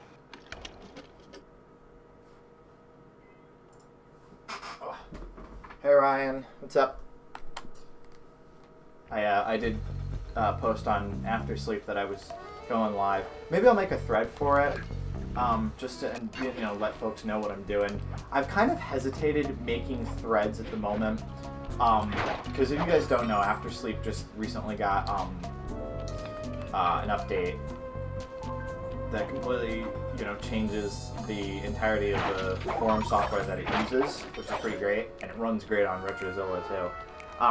But there's still a lot of things that are iffy about it, so like I was gonna make another poster art thread, because the only one that's on there is specifically for After Sleep art, which I'll draw Clifford eventually, but it's for non-Clifford art I was thinking of having a thread, but apparently uploading images doesn't work yet, so I was gonna hold off on that.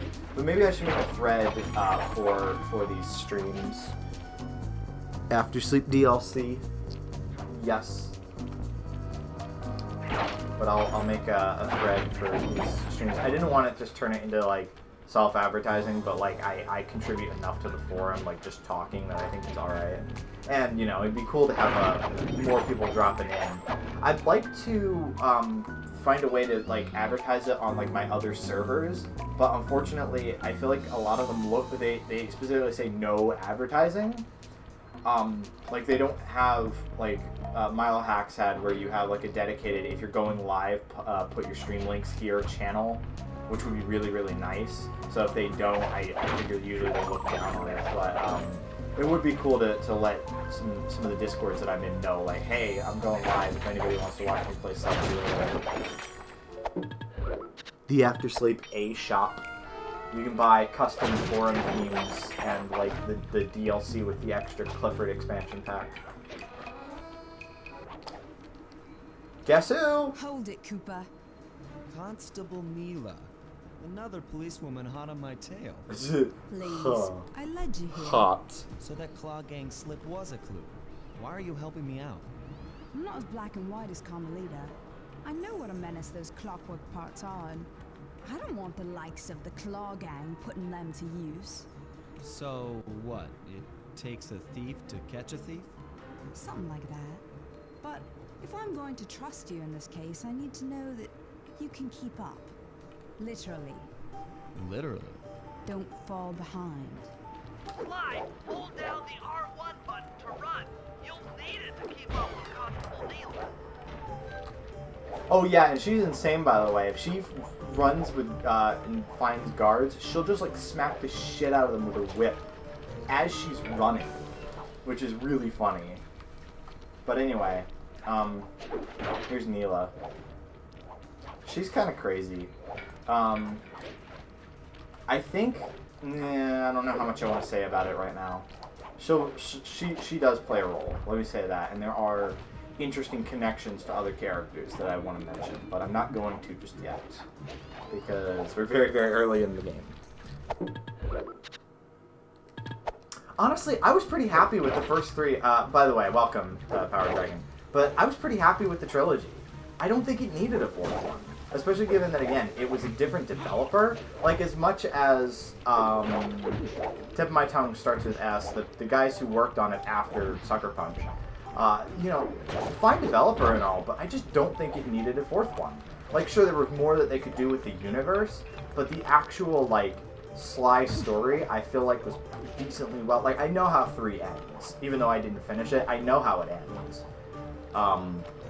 I feel like it was wrapped up nicely, you know? I think it's kind of,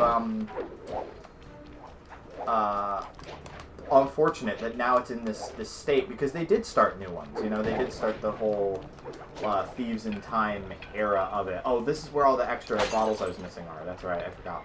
There's another one of the thingies. Well done, Sly. We should work well. They did Penelope dirty. Yeah, you know what? Kinda. That's true. I didn't think about that. Legally, I can't enter Dimitri's nightclub without a warrant. But I happen to have obtained a key to his back door, which a Wink person wonk. like yourself can use however he pleases. Oh, we are absolutely going to work well together. That job inside So now this is a job for Bentley. But, that said, I will be taking that chalice back with me. Let me go ahead and clear out the bottles in this area, and then maybe I'll be good for, being able to, like, sorry, I lost my train of thought. I'll be able to open that, that vault in Dimitri's office if I get all the bottles in this area, I think. Because, yeah, there's only 5 left, so I don't think all 5 are in this area, but I think, oh, there's more loot. Man, there's so much loot. Makes so much fucking money. Dude, stonks. Money only goes up. Goddamn. But yeah. We will be playing through at least the trilogy, so no worries about that. I've definitely been enjoying, and I enjoyed actually, you know, beating a game on stream, because anybody who watched me back in, you know, like 2019 knows that I had, oh, there's bottles over here too, that's right. So I think, yeah, 2 left. Knows that I had a really horrific time trying to beat games, mostly because I didn't realize that I really can't beat games that I don't know I can beat on stream. I'm weird like that. But the Sly trilogy, what do you mean, what other retros do I play? Like other retro games? At the moment, I mostly focus on stream PS1, PS2, GameCube, and Wii. Anything I can emulate, like any handheld and stuff, would also be fair game, but I don't play much outside of the console games at the moment. I gotta think of maybe what I'd want to do for the rest of the year, because I figure Sly 3 will probably take us into May. I never got into Tomb Raider. I just found, like, I think I've played a little bit of, like, the first one, but I just find the tank controls to control Lara really annoying, and it completely, like, ruins the game for me. I know that's kind of, like, part of the charm. It feels like maybe going back to the old Resident Evil games, if you're used to, like Resi 4 and beyond, is kind of clunky, because it's a different game. And I feel like the tank controls are just not for me. It's kind of like, Yeah. No, it's definitely fun to play through a whole game on stream. And it also gives me the opportunity to eventually maybe do supercuts. I know that I've been wanting to do... I had that idea earlier this year to do supercuts of, like, why you should be watching my streams, and they're just, like, little funny moments that we have here on the stream. But I just haven't gotten around to that. But being able to do a whole game, I could do a supercut of, like, highlights from the game. And that would be pretty fun. So there's definitely a lot of, like, potential in doing these full game stream kind of things.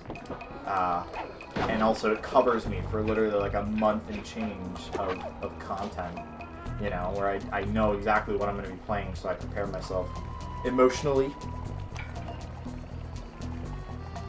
Yeah, that's a really good way to put it. The next time on sort of play.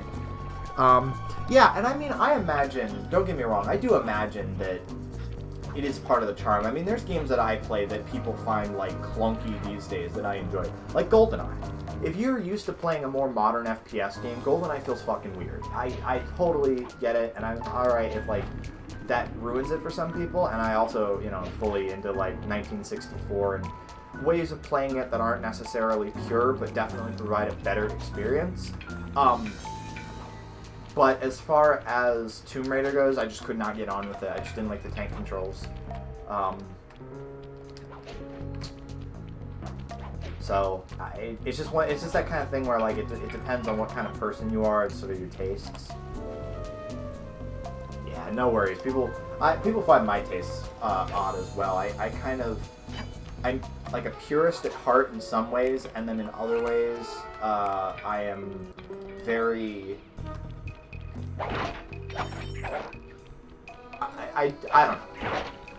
In other ways, I'm like, oh, I don't like it, playing games with the sound on, for example. Or, I will replace the soundtrack entirely in the case of Quake, where I don't particularly care for the Trent Reznor soundtrack. It's alright, but it's more ambience than it is a soundtrack. But, like, back before the Steam version came with the soundtrack, I would just play it with Dirt, the Alice in Chains album, in the drive, and it worked phenomenally well. So in some ways, I'm like an obstinate purist, and in other ways, I would, you know, much prefer to change the games. I should try one of the Digimon games at some point. I hear that they're pretty unique, but I've just never looked into them much. Obviously, I've seen people drawing Digimon around just because I'm on the internet and that's what you see.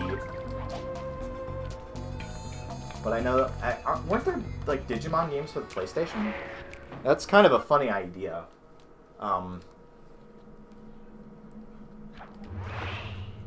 Alright, this is the key mission, which is pretty cool. Okay, Sly. There's the Don't do power 4, it's a boxes grind that and a you half. found in the Noted, my Grizzly friend. press area. Noted. To take care of them, I'll need you to put a splice clip in those spotlights. Sorry, Bentley, but those fans are spinning way too fast to walk on. Those are pretty They can be fast. slowed down from this control panel, but you'll have to do a lot of pickpocketing to get at it. The guards are carrying special fragile keys that will be distributed as you attack. Make sure you pickpocket their keys before you take those thugs out. To pickpocket guards, sneak up behind them and press the circle button.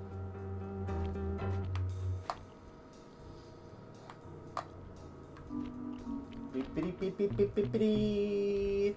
Yeet. Keep picking his pocket. Sometimes you have to dig a little. There we go. Key time. And then sneak attack. Yeet.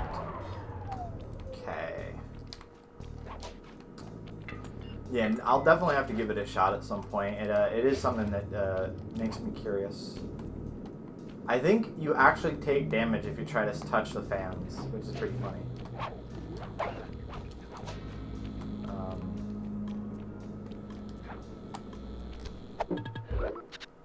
Ooh, a dungeon crawler. Oh, I gotta...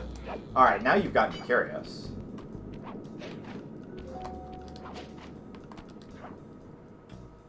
Like I said, I have no experience with anything Digimon related, but I've heard enough about it that I'm like, ooh. Thank you. Check 1, check 2, solid. Dimitri on the mic with a shout out. Dimitri on the mic.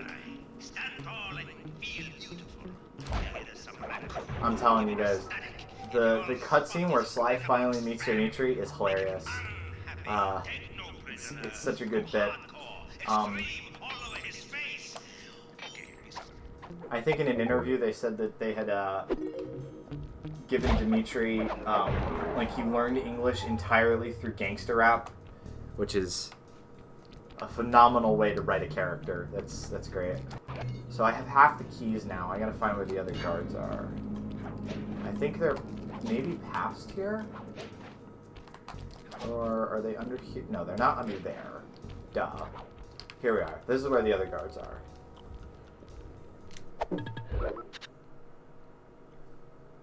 An open world retro style RPG. Well, see, and it was funny, I actually posted this on After Sleep earlier. I was meaning to, at some point, invest in an MX4 SIO, which is the memory card SD card adapter, where you can actually boot games from the memory card slot. Because I play my games on this fat PS2, and it works, but it's got some issues. The memory card slots are kind of loose, and also the expansion port. I don't believe it's fully working, because back in 2022, I had started, you know, the classic mod that you do to a fat PS2, where you take a network adapter and you put in the little adapter board to turn the IDE connection into a SATA connection, and then you give it a SATA hard drive, and you can just boot games off of the hard drive. But unfortunately, it didn't work. It didn't work, and then I wasn't even able to boot games off of, like I wasn't even able to recognize that I have a network adapter. Like it would recognize it, but games wouldn't be able to use it.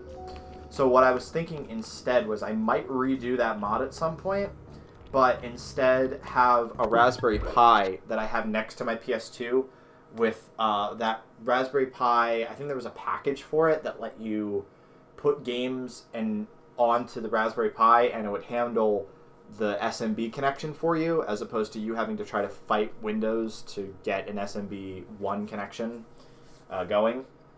But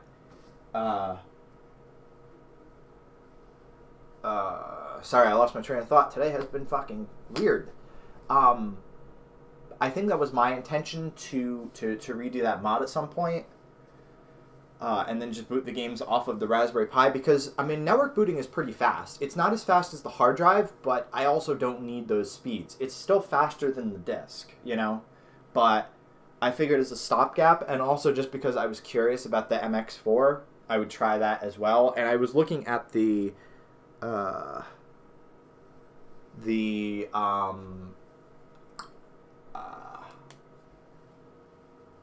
compatibility list. That was the word I was looking for. I was looking for the compatibility list for the MX4, and all the games that I would want to play run pretty well on it,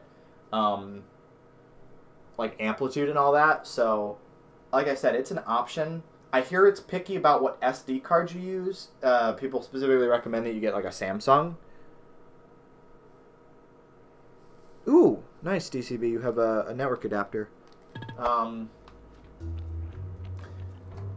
Although I will say, I think network booting makes it so you're not able to play online. Don't quote me on that, but I believe that's the case. Ow.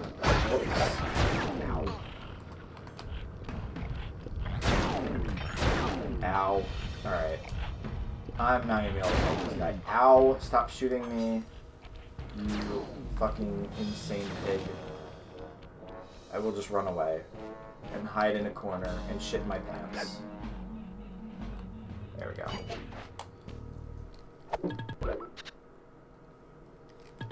The OG Xbox, I've never been too curious about, if I'm honest.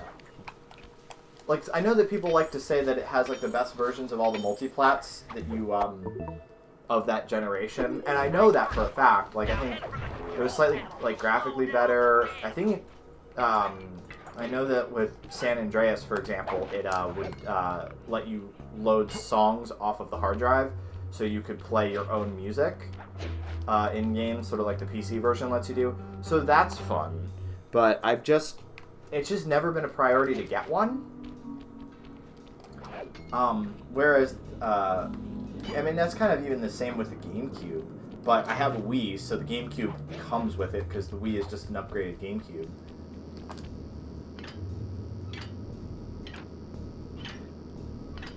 Yeah, and the Xbox controller is funky, too.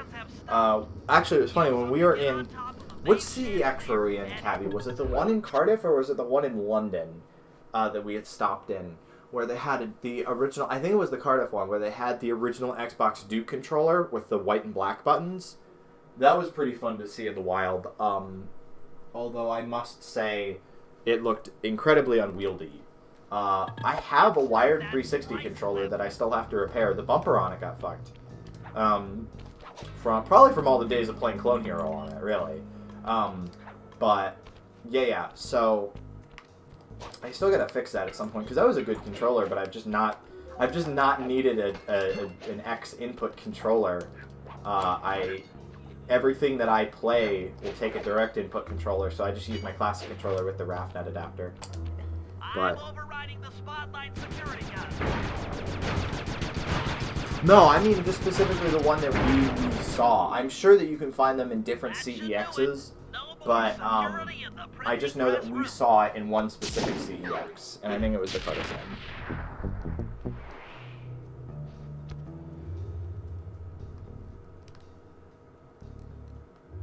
Yeah. Well, it was funny. So we had to stop it. We didn't intend to go to a city, because believe me, I picked up already a shit ton of games at CEX. I didn't actually mention this on stream, but, because this is my first stream back and I haven't mentioned it yet, I picked up like a total of 9 games from CEX, and it was like 15 quid, I think, was the upper limit on what I spent for just the PC ones. It was closer to probably like 40 or so if you include, like, I picked up a complete copy of Wild World for the DS and all that. But the PC games, they just go so crazy cheap. So I already had 9 different games. I picked up the first Halo, I picked up Red Faction, I picked up Vampire the Masquerade Bloodlines, Oblivion, Bejeweled and Chuzzle, because every time you find PopCap, you have to pick it up. It's just a legal requirement. And Return to Castle Wolfenstein. Was that it? No One Lives Forever, that was another one. So I had a really nice haul. So I wasn't intending to get more games, but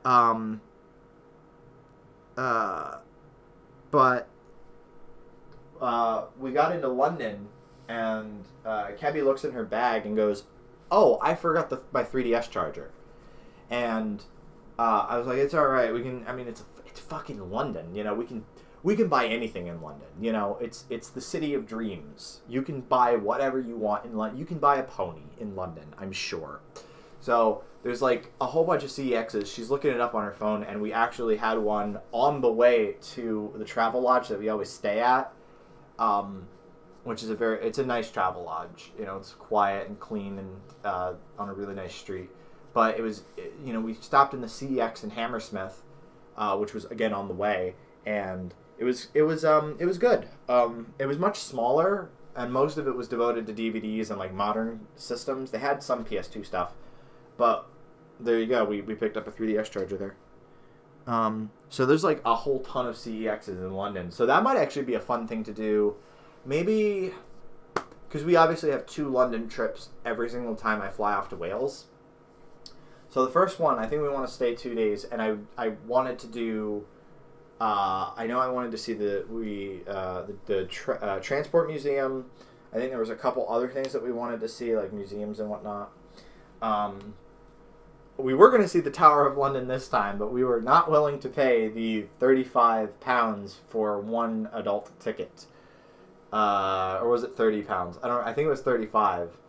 And it wound up being like 45 US dollars, and I was like, I'm not paying $50 to see the Tower of London. I'm sorry. I know it's like the classic tourist attraction, but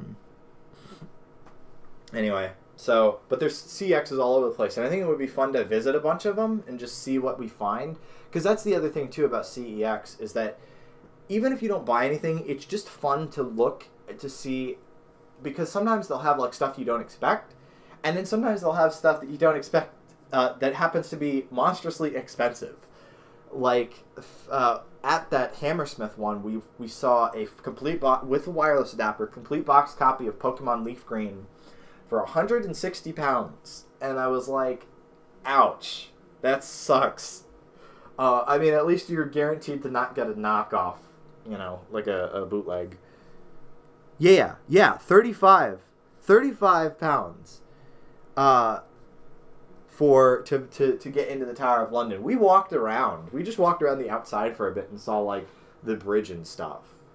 Because we were not going to pay that much, and also we'd done a lot of walking this trip, so we were just like, no, let's just not bother walking even more.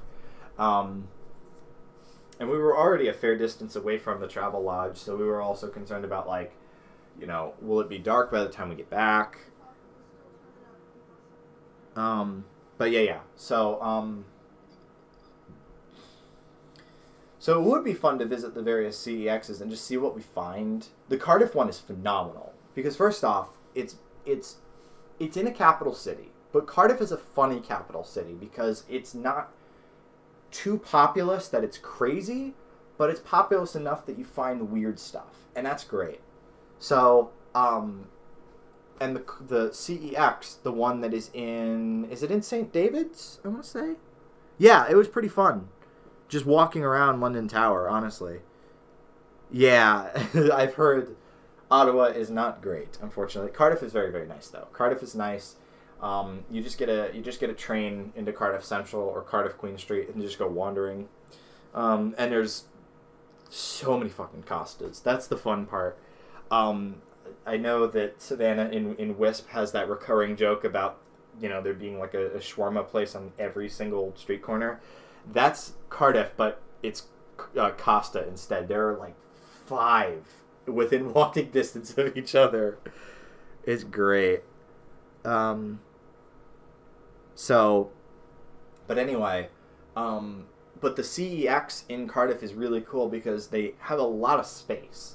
So you get like the whole full Monty as far as DVDs go. They got your PS2 games, your Xbox 360 games, original Xbox, obviously the newer consoles, and then they have a section for PC games. And people never know what they have.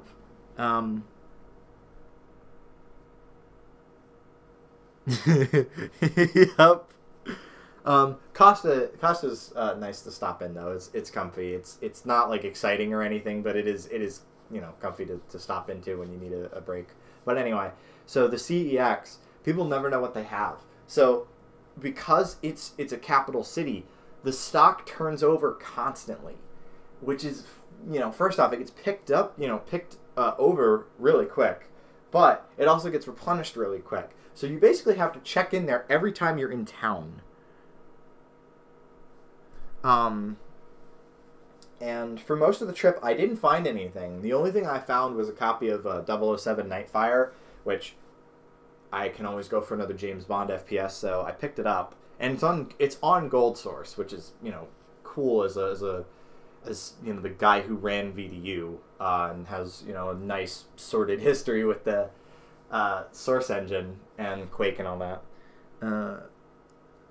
But when it was going to be the last day, because like I said at the beginning of the stream, I wound up missing my first flight.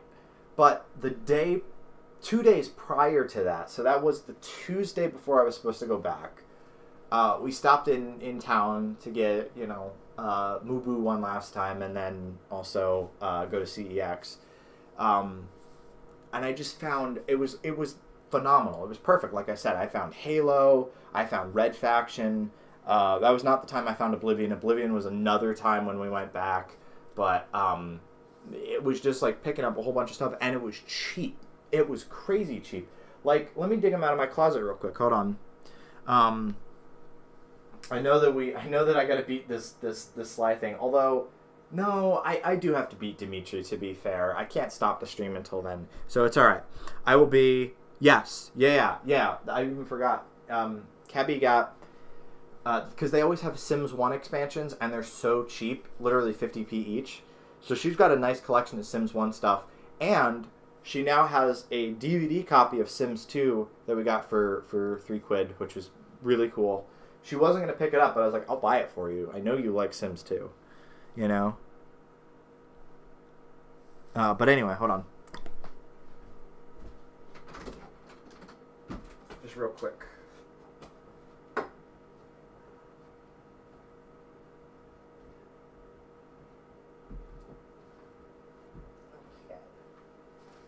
So, some of this is stuff that I picked up last time. I just grabbed the entire stack out of the closet.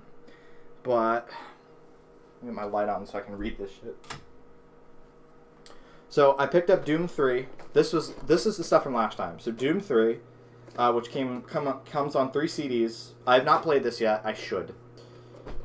I got my own copy of The Sims, which was £4. Hot Date, again, 50p. I gotta try that at some point. Yeah, no, the stack. The stack. That I got this time. Here we are, Doom 3. Tony Hawk Pro Skater 3. This is awesome. This is the PC copy. And this works great with my RAFnet adapter and the classic controller. So that's a lot of fun to play. Yeah, I gotta play Doom 3. This isn't the special edition or anything. This is actually the normal one. It just comes in a cardboard, like, slipcase. Or actually, it's a box. But it was really funny because it's got a slot. It's got a slot for a 4th disc. So both, the guy who was putting the discs in at CEX was like, "Oh shit, are we missing a disc?" And I had to quickly Google it. I'm like, "Nope, you're good. There's only 3 discs for Doom 3, so no worries."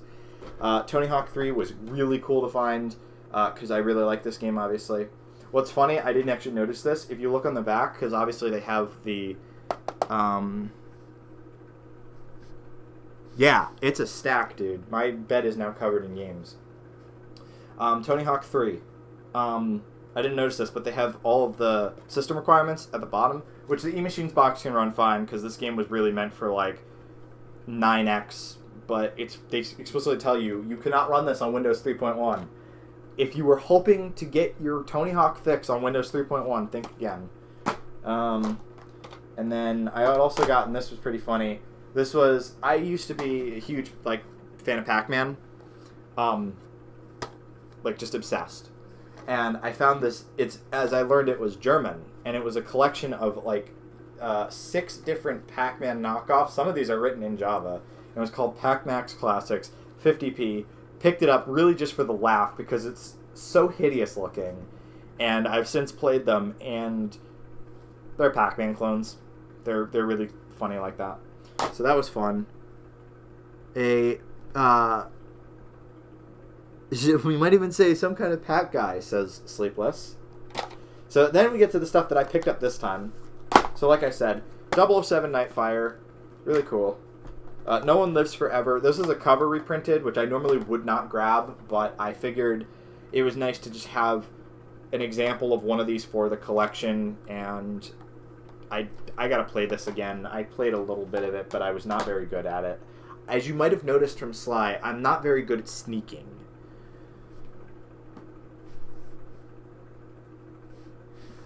So I played... Actually, it's funny. If you look on my channel, I have 2 streams where I tried to play through the first Pac-Man world, and that didn't go very well. I got to the first boss and get really frustrated.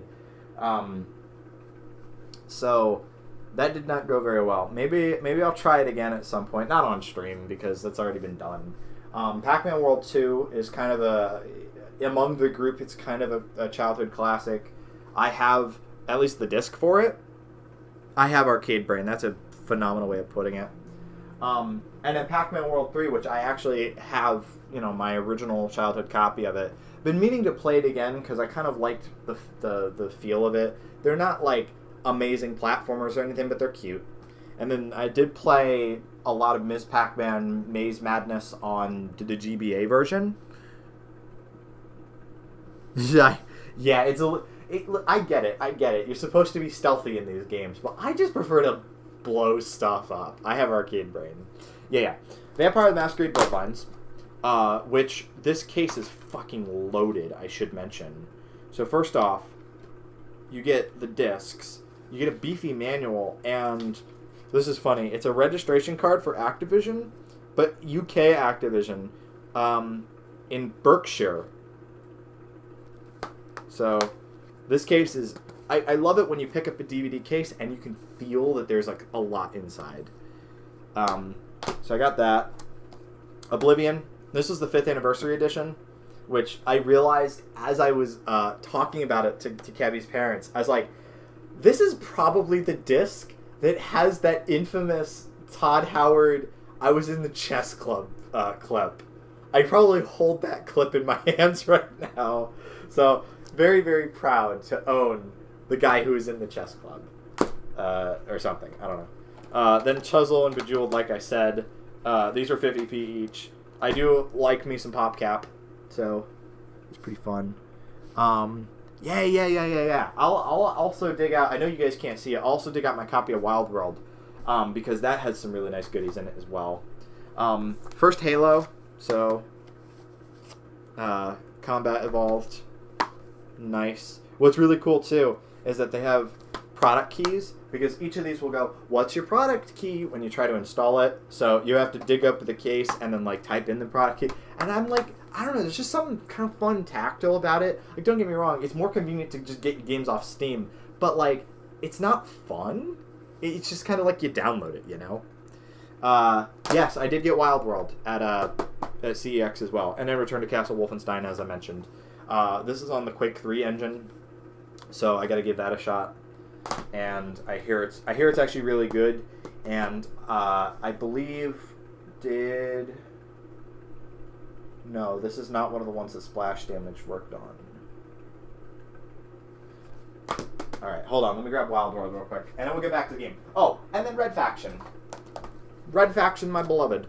You guys should absolutely, like, if you're... I know obviously Somnol is not as shooter happy as I am, but if anyone who's just like lurking the stream or whatever, if you like shooters, try Red Faction. It's got that really awesome, like, classic, like almost Half-Life-y feel, where it's like a little bit of cinematics and then a lot of like, the action platformer stuff with the shooter thing going on. And there's the Geomod engine, so you're able to like, blow up walls and stuff, and like get around locked doors that way, which is fun. And apparently there's a level editor, which is, as they say on the back, create your own maps with the authentic developer level editor. So the Red Faction level editor. So Red Faction is very, very fun. I've gotten a decent way into that. I got to finish that. And then Wild World, what's interesting, I also got Tetris Party Deluxe, which I had the DSiWare version of back in the day. That was another one that I got from my first trip.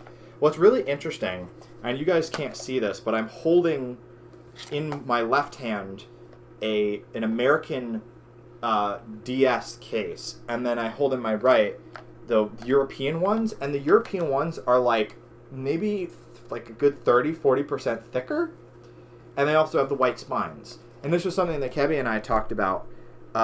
It's a banger version of Tetris, but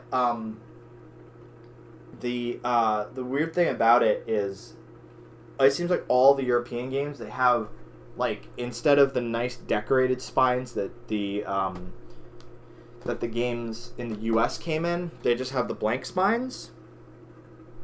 Yeah. You guys seem to have like thicker boxes for whatever reason. I'm not sure why that is, but the spines are all white, which I people speculate is probably to make it easier to like print it in different languages, because if you're selling it in the EU, you're going to have a German copy and a French copy and a Spanish copy.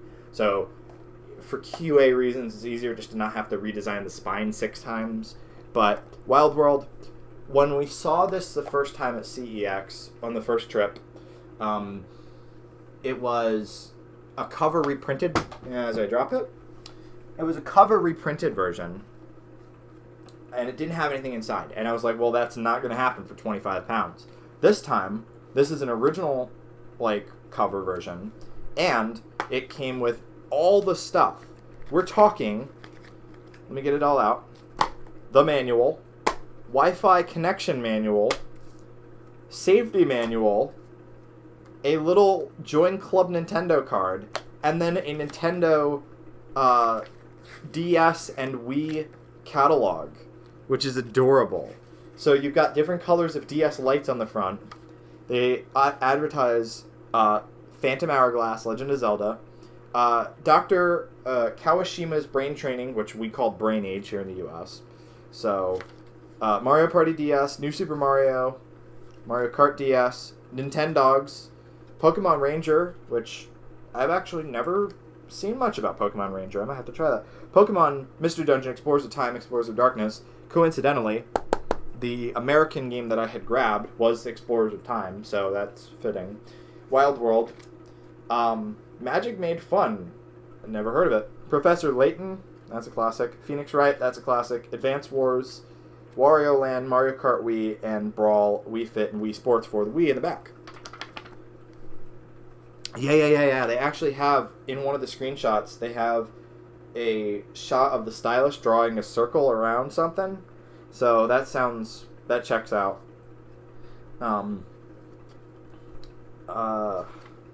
But this is just like, I love these little catalogs. These are like there's not like a whole lot in here, but it's like, aw.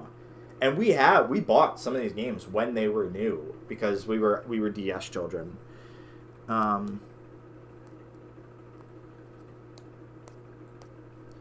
Yeah, I will have to try Pokemon Ranger at some point. But yeah, we were DS children, so we owned, like, I still have my childhood copies of, let me go back through it. So we have Brain Age. We have, I didn't have Wild World, but I have it now.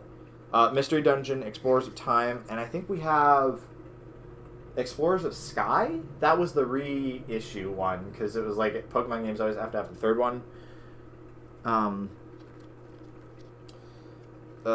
Didn't have Layton or any of these. Wario Land. We have Wii, Mario Kart Wii. I have Mario Party and Mario Kart DS as well. I think I actually own 2 copies of Mario Party DS for whatever reason. Maybe we thought we were going to play it together, but then me and my sister wound up hating each other, so that never happened. Smash Brawl, which we do own. Mario Kart Wii, which we own. Wii Fit, never owned it. Have no need for that fucking balance board. And then Wii Sports, which comes with the Wii, so that makes sense. Yeah. I mean, I am 24, so I am slightly older than some folks that I meet online, but not really all that old, all things considered. But yeah, so it came with all of the documentation stuff. That was me. Hey Connor, 25. Gotcha. So old. Glad you could join us though, Connor. Welcome. Yeah, so Sky had the special episodes in Spinda's Cafe. Yeah, unfortunately, that's the deal with all the Pokemon games, especially the DS ones, is that they're crazy fucking expensive. That's why I've always held on to them, because if I do want to play them, I still never managed to get a fucking working copy of Black. I'm so pissed about that. This is one more story before I go back to playing Sly finally. Yeah. Well, thanks for showing in, Connor. Remember, we do this every Sunday, so you should pop in more and show your support, chat, have a good time, because we chat about a whole bunch of shit. We play Sly Cooper. We're having fun. Hope you're enjoying your show, man. But anyway, so when let me tell you something. Oshawott. I love Oshawott. Adorable little guy, right? And I was a 14-year-old boy, and I wanted nothing more than to be a Pokemon. Oh, thanks for showing up, Ryan. It is late, so much appreciated showing up. This program is brought to you by viewers like you. Thank you. But yeah, Oshawott. My first OC was an Oshawott, believe it or not. I just love the little fuckers. And, of course, I wanted to play a game where I actually had Oshawott, you know. Alright, cool, Connor. See you then. See you, Ryan. Thanks for showing up, everyone. Yeah. Oh, God. No, so Black is crazy, right? But I wanted to play Black so I could have my own Oshawott, and I might wind up doing the whole RNG manipulation thing to get the shiny one with the right nature, named Felix, who's my first OC.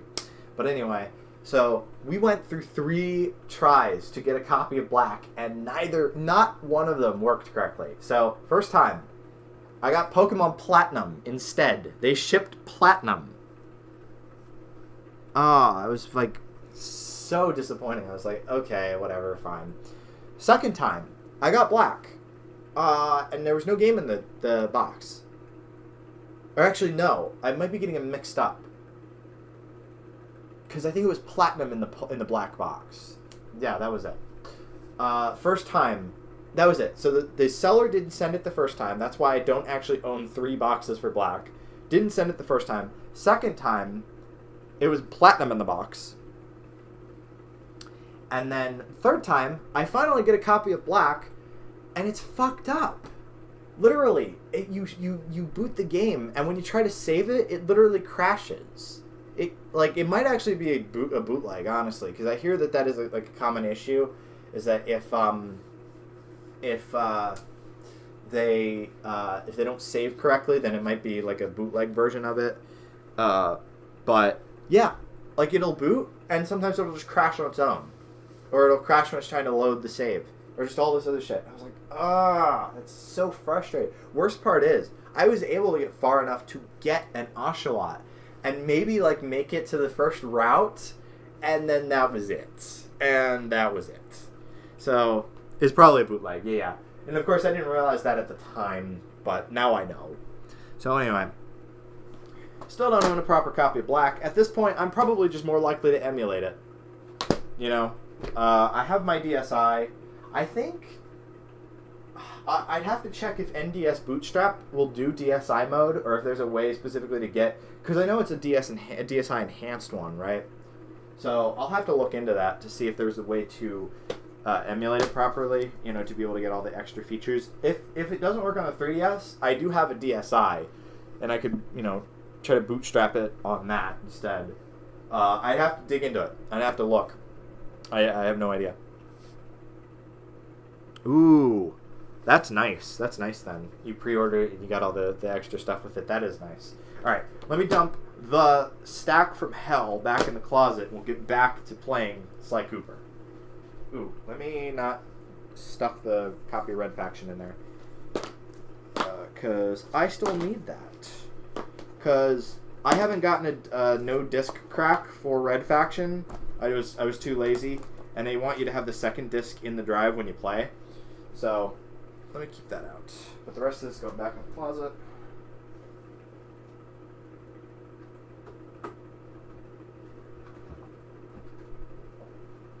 Alright. Good. Red Faction. Light back off. Back to Sly. Yeah, that's pretty sweet. Alright, so I finished this mission. So, now I gotta get one as Bentley and one as Murray, and then I have not heard of Galleon. But no, I did not want to go back in. Stalker Child. Enjoy loading screens.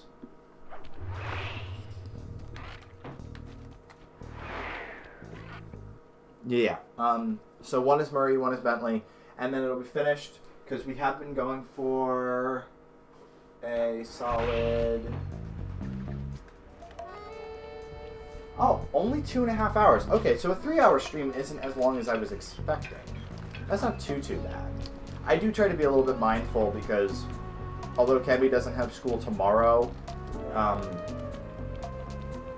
you know, she usually does on Mondays, so I don't want to be going too late. And occasionally she's just had to be like, all right, I gotta go pop out. So, yeah. Yeet.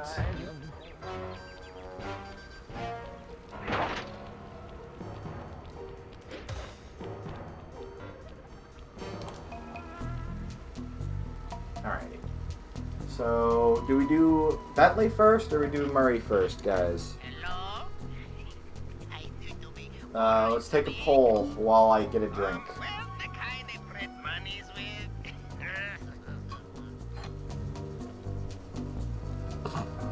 Yeah, that's pretty fun. Just yeet and then run away. Throw the cuffs at me. Alright, so two for Murray. 1 for Easter break. Unfortunately, I cannot play as Easter break. Maybe my helicopter. Eyes in the skies will find that sleeping sneak. Leaning towards Murray. Umu. I do have to check the status of my application for jobs, though, because I was applying to stuff. I need money. I need the monies to pay for these bills, bro. I actually need them to pay like my student loans and also certifications for getting nicer jobs where I don't have to work with customers. Who the hell is Umu? Umu is a state of being. We'll play as Murray. Umu is a state of mind. It's very deep. So true, so true.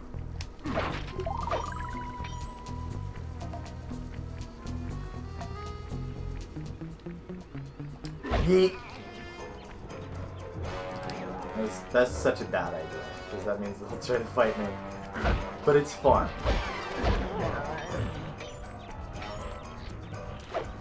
And the flashlight guards can't get to you on the roof because they can't reach. Yeah, it's effectively the sad face version of Ubu. Yeah. So Murray's is in that little party area. Yeet. Alright, perfect. Phenomenal. Incredible, absolutely phenomenal. Fuck.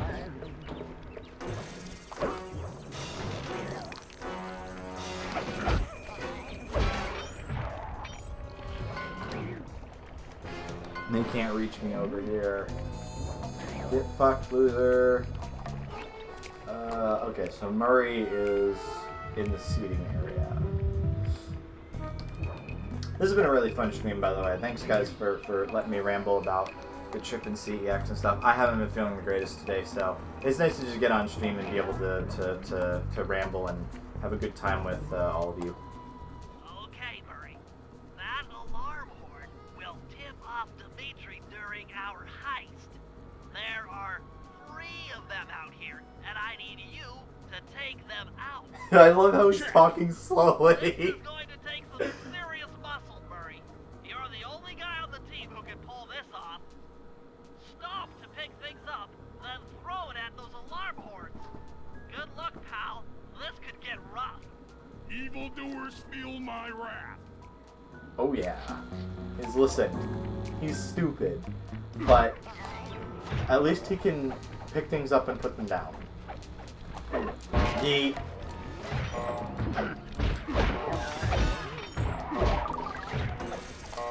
Going.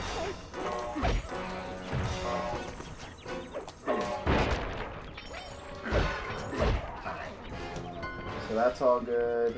Now where are the other ones? Surely they're way back, right? Yep.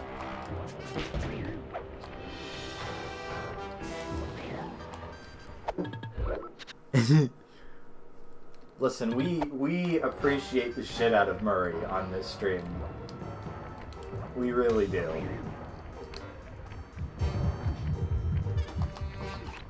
Alright, so there's another alarm.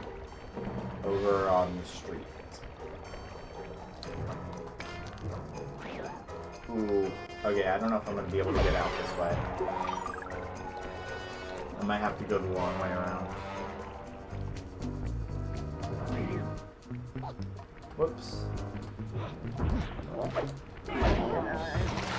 Ha! Frogs can't swim! Let's go!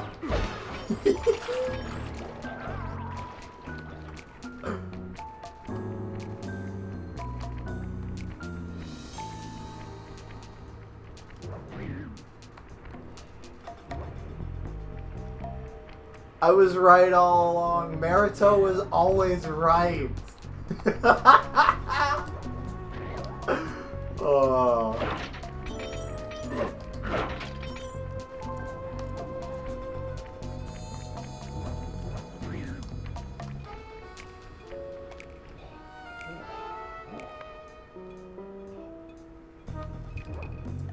So Power Dragon, that's a reference to the first time that I was in Cardiff, and we were on Discord, me and Kebby, and we were talking about I thought that frogs couldn't swim because I had my entire experience with frogs had come from the game Frogger, where if you fall into the water you get fucked.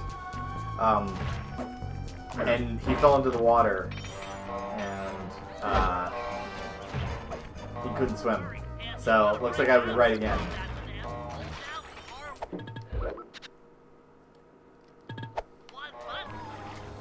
Oh, that's why you have the paper box. Doink. Alright. Make our way to the last one. Yeet. Fuck. I don't got time for that. Yeah, that was it. Oh, there's a bottle. I hear a bottle.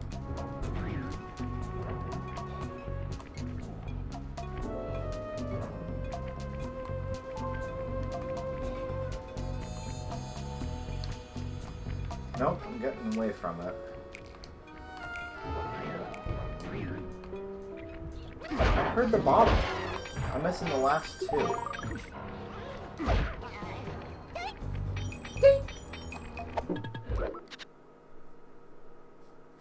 Frogger is spatial. He's so spatial moves.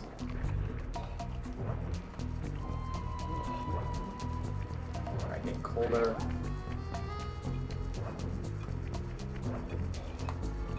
Oh, there it is. It's on that ledge. Well, ain't no fucking way I'm getting there with Murray. So, that's okay. That's no big deal. Let's just clear out the alarm boxes and call it a night. Hey, rat! Look at him flail. Look at him. He's so like boomy down.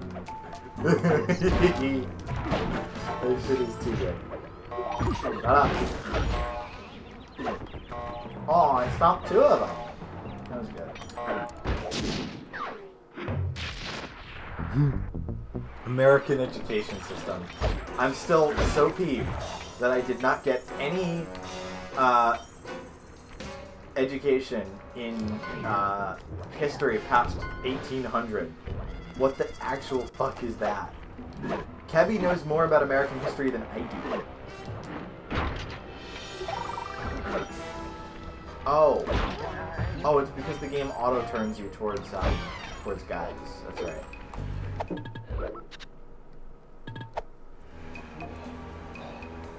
That's funny.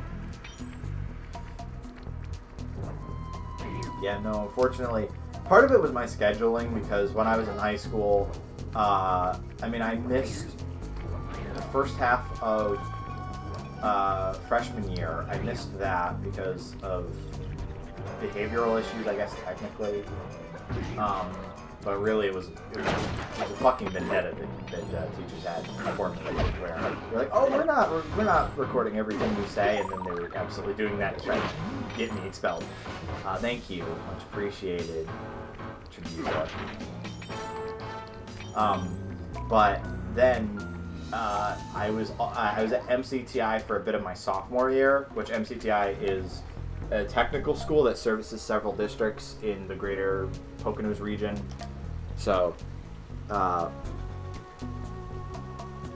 yeah, no, we didn't learn about any of that. Again, I'm sure you could have taken it. I just didn't get those classes, unfortunately, which, again, frustrates the crap out of me. It's not, like I said, it's not that we don't have the classes, it's just that I didn't get to take them. It was more important that I learned math that I barely understood and got a 65 and got a pity pass for. Wow, I'm missing one whole bottle. I'm gonna shit my pants.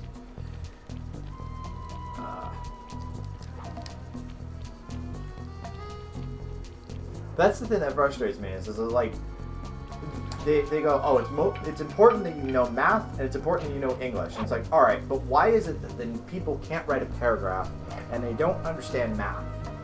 I feel like a stand-up comedian. I'm like, so if you're gonna focus on math and you're gonna focus on English, why can no one speak and no one do math?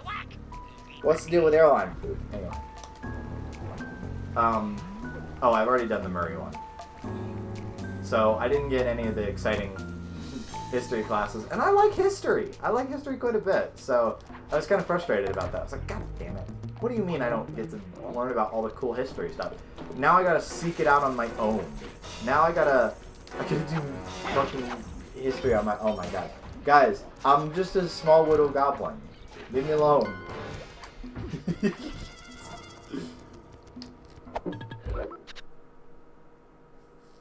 Yeah, exactly. I got a pity pass. It was so funny. The teacher liked me a lot. I've seen her one time in Staples.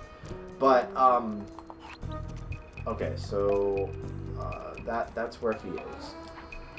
But yeah, as I was saying, but it was basically just her being nice that I passed that class. Small widow. Well, I'm not a raccoon. I'm Bentley. He's a turtle. Oh, I love it. Now it's Sly on the intercom. Triangle button to drop a bomb, and then get out of the way before it explodes. Boop. Oh yeah. Remember, he's the demolitions expert. Oh yeah.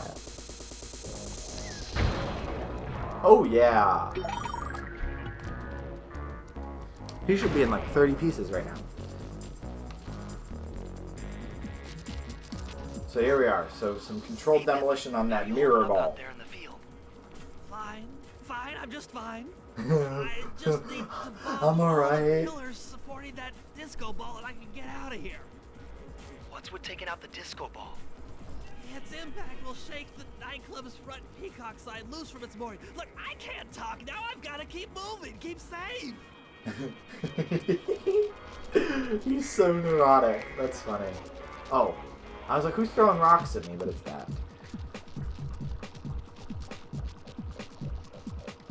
Oh, yeah. The nightclub theme is just so fucking killer in this game, dude. Alright, so the first one's easy.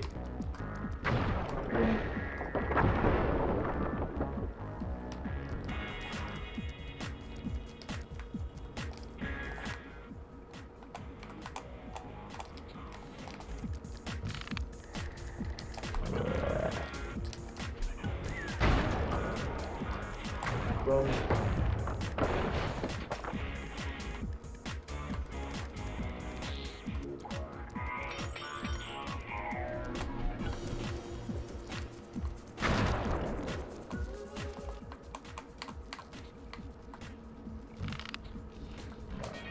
Oh, fuck. That went better in my head.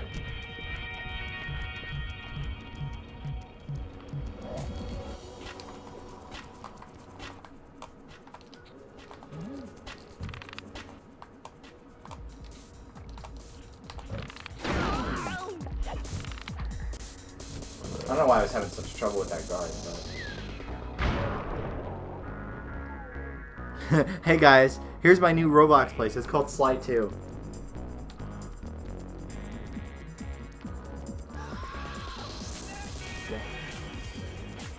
God, it's so awesome. I don't know who wrote this, but like, I hope they're making club bangers to this day.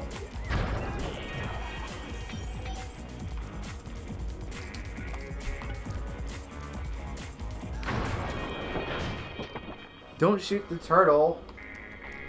He's only little.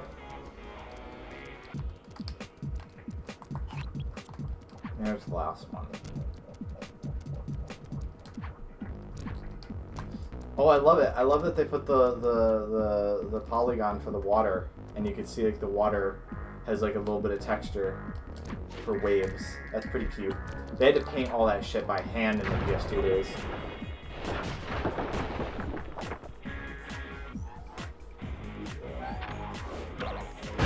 Boom. Nicely done. Wow, Bentley. We felt that all the way back here at the safe house. And you were right. The peacock sign and half of its bolts pop off on impact. Oh yeah. Alright, time for the big heist. Let's do this. Okay, fellas, the dominoes are all in place. Time to pull off the big heist. First, Murray will help me break into the old water tower. From there, I should be able to shut down the plaza fountain. Dimitri's sure to send someone out to get the repair truck. Sly, you'll pickpocket the truck keys off this guy once he shows up. Then hand them off to me and Murray in the plaza. We'll go steal the truck while you climb to the top of the nightclub's peacock sign. When you're in position, Murray will fire the truck's winch light to you and will use it to pull down the sign. If my calculations are correct, the impact should create an entrance to the printing press room. Then, Sly, you jump in, grab the clockwork tail feathers, and we all get the heck out of here. Oh yeah. And I can rest my fucking legs. Because I've been standing the entire stream. Which is great, don't get me wrong, but anyway. Okay. So who goes first? Bentley. Bentley has to go first.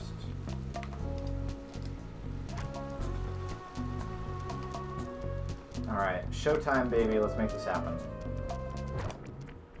Come on, chum. Let's get to that water tower.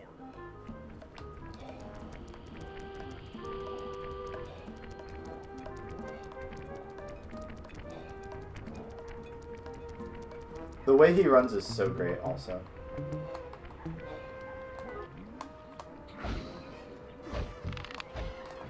Aw, he's in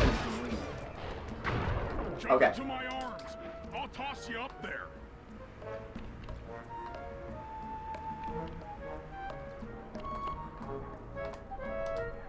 Yeet. You're gonna have to blast your way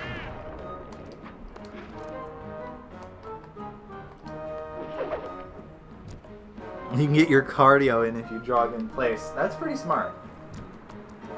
Oh, I need to focus. Which valves do I turn to divert? I think I just turn them all once, right? I think that's the way you Change do the it. flow of water through a valve. I should press the circle button. Remember, I should press the circle button to make things happen.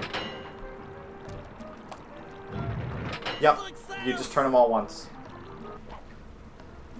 Slide. Get the treadmill in your room. That's true, we do own a treadmill. Sadly, we do not own a bunch of treadmills, so I cannot recreate the OK Go video. Pickpocket the keys to his repair truck without being seen. While streaming. Oh, yeah, I mean, don't you guys want to hear me breathe into the microphone intensely?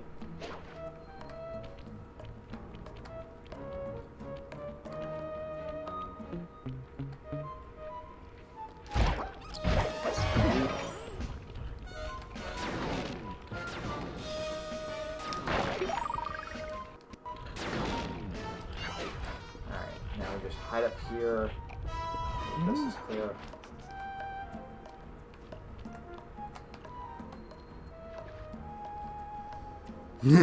No. Alright, I should be able to get his keys now.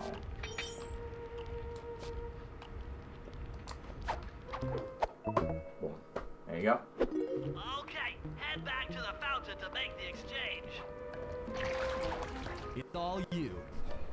Let's head out for the repair truck. Listen, we are so healthy while we play Sly 2, Band of Thieves for the PlayStation 2.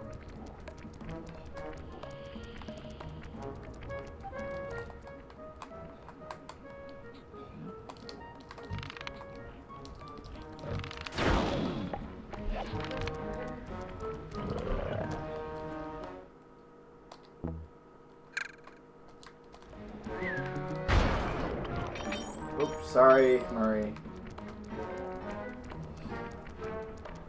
Alright. So here's the repair truck. I'll take the wheel. I'll take the I wheel. know You how to wouldn't drive a fit! spaceship.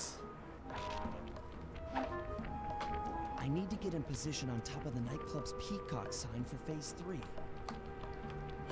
Sweet. Alright. Here we go. I can climb up this way.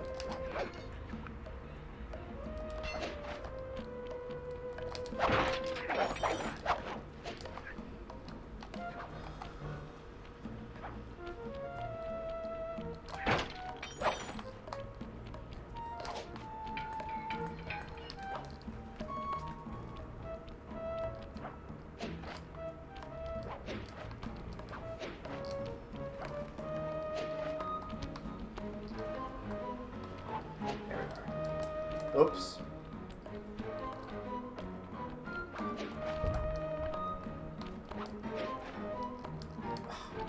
Motherfucker. There we go.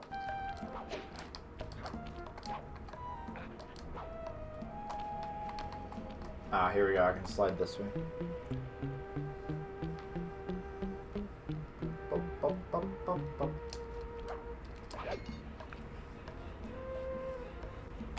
Alrighty. Now here comes a really funky part, where you have to shoot the winch up at Sly. And he has to grab it with his cane, which is a little tricky. Get ready to grab the tow harpoon. Oh, it's a harpoon, excuse me. Nope. Nope, too far. I'll try again. There we go. Hooks on. Pull away. Sly, the guards are onto us. Protect the truck.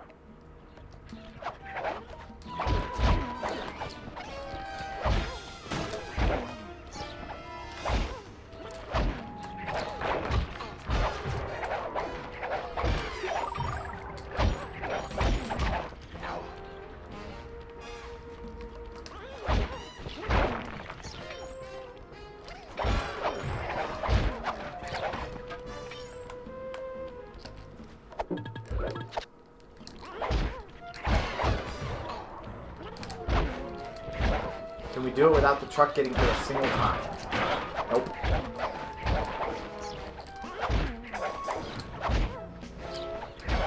This wasn't enough of a programmer. Sorry, guys.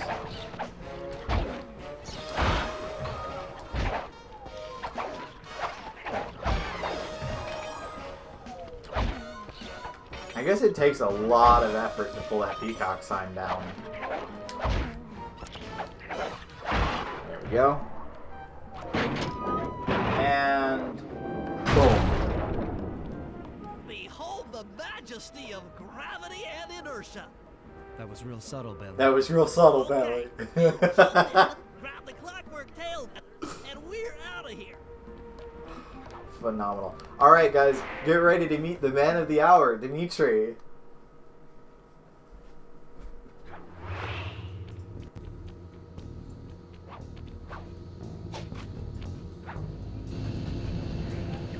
Yeah. So raccooners do this. Right totally bumming my house up and bringing me down. So very uncool. Why can't you let birds and bees be free, bro? Listen, Dimitri. You have no idea what you're playing with. It'll bring more than your house down. Look, bro, I see you are a tough cowboy. A man with taste, style, vision, a connoisseur of finer things. Like me. Look, I'm sure the two cats in a bag like us can work something out. Yeah? We smooth. Look, Smooth. see the money.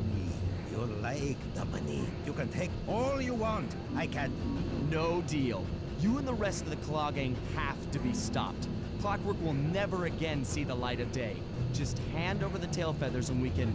What is this with clocks, bro? Have you no vision? Are you hearing what I beam to you? You think you have juice? Don't show me a little mind when talking about such big things. You think you can swing the bat? Show your bling and let me shine you. I have no idea what you're saying. And your suit sucks. Oh! Let's dance! You hear that, chat? Show your bling and let me shine you.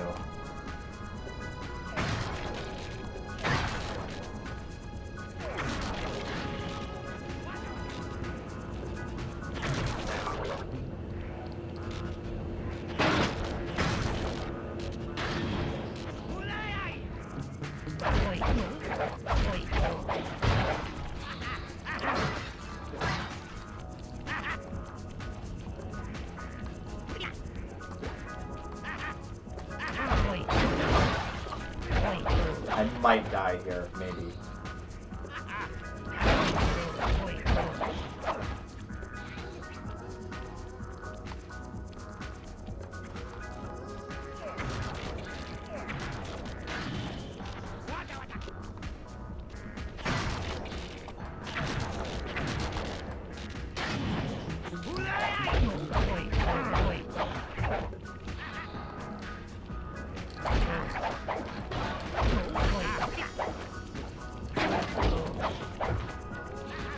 He's such a tough cowboy.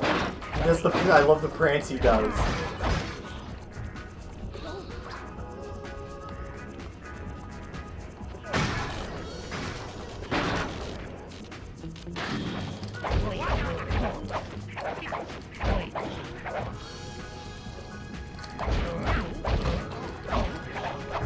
Come on. Oh, this shit is down to the wire. Boom. Fuck you.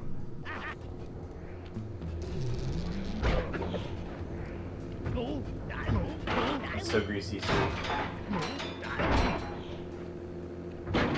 Take clockwork feathers and my counterfeit in operation. It's past tense. I'm doing you a favor. What kind of thief prints money?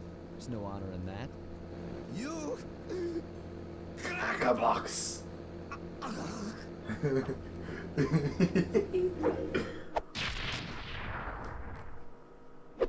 Yeah, I think I could do that, no damage, but it's definitely tricky. It's definitely tricky. My gang and I had done it. The clockwork tail feathers were ours, and Dimitri's counterfeiting operation was ruined.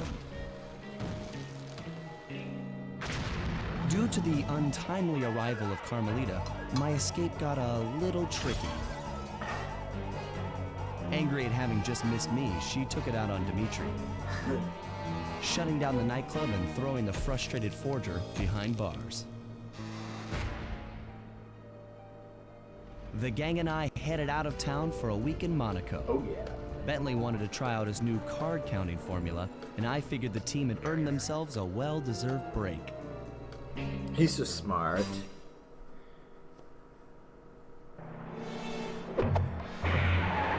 Yeah, unfortunately, that's kind of the issue with retro achievements, is that you're kind of at the mercy of whoever put together the set, knowing what they're doing.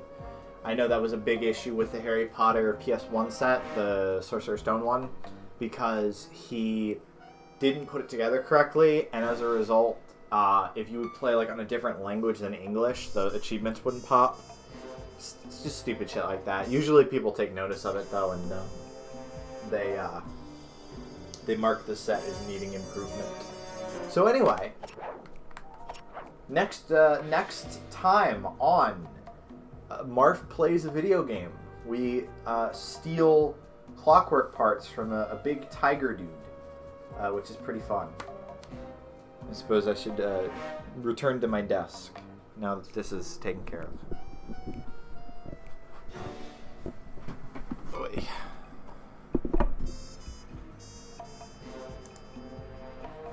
And transition. Boom. Whew. that was a fun stream. I always appreciate it when I get people dropping in,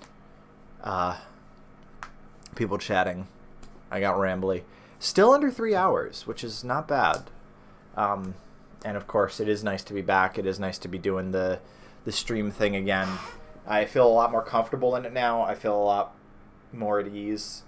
It was so funny to think about, like, all the times back in, like, 2019 or so where I would give up on a stream because it wasn't going the way that I had wanted it to.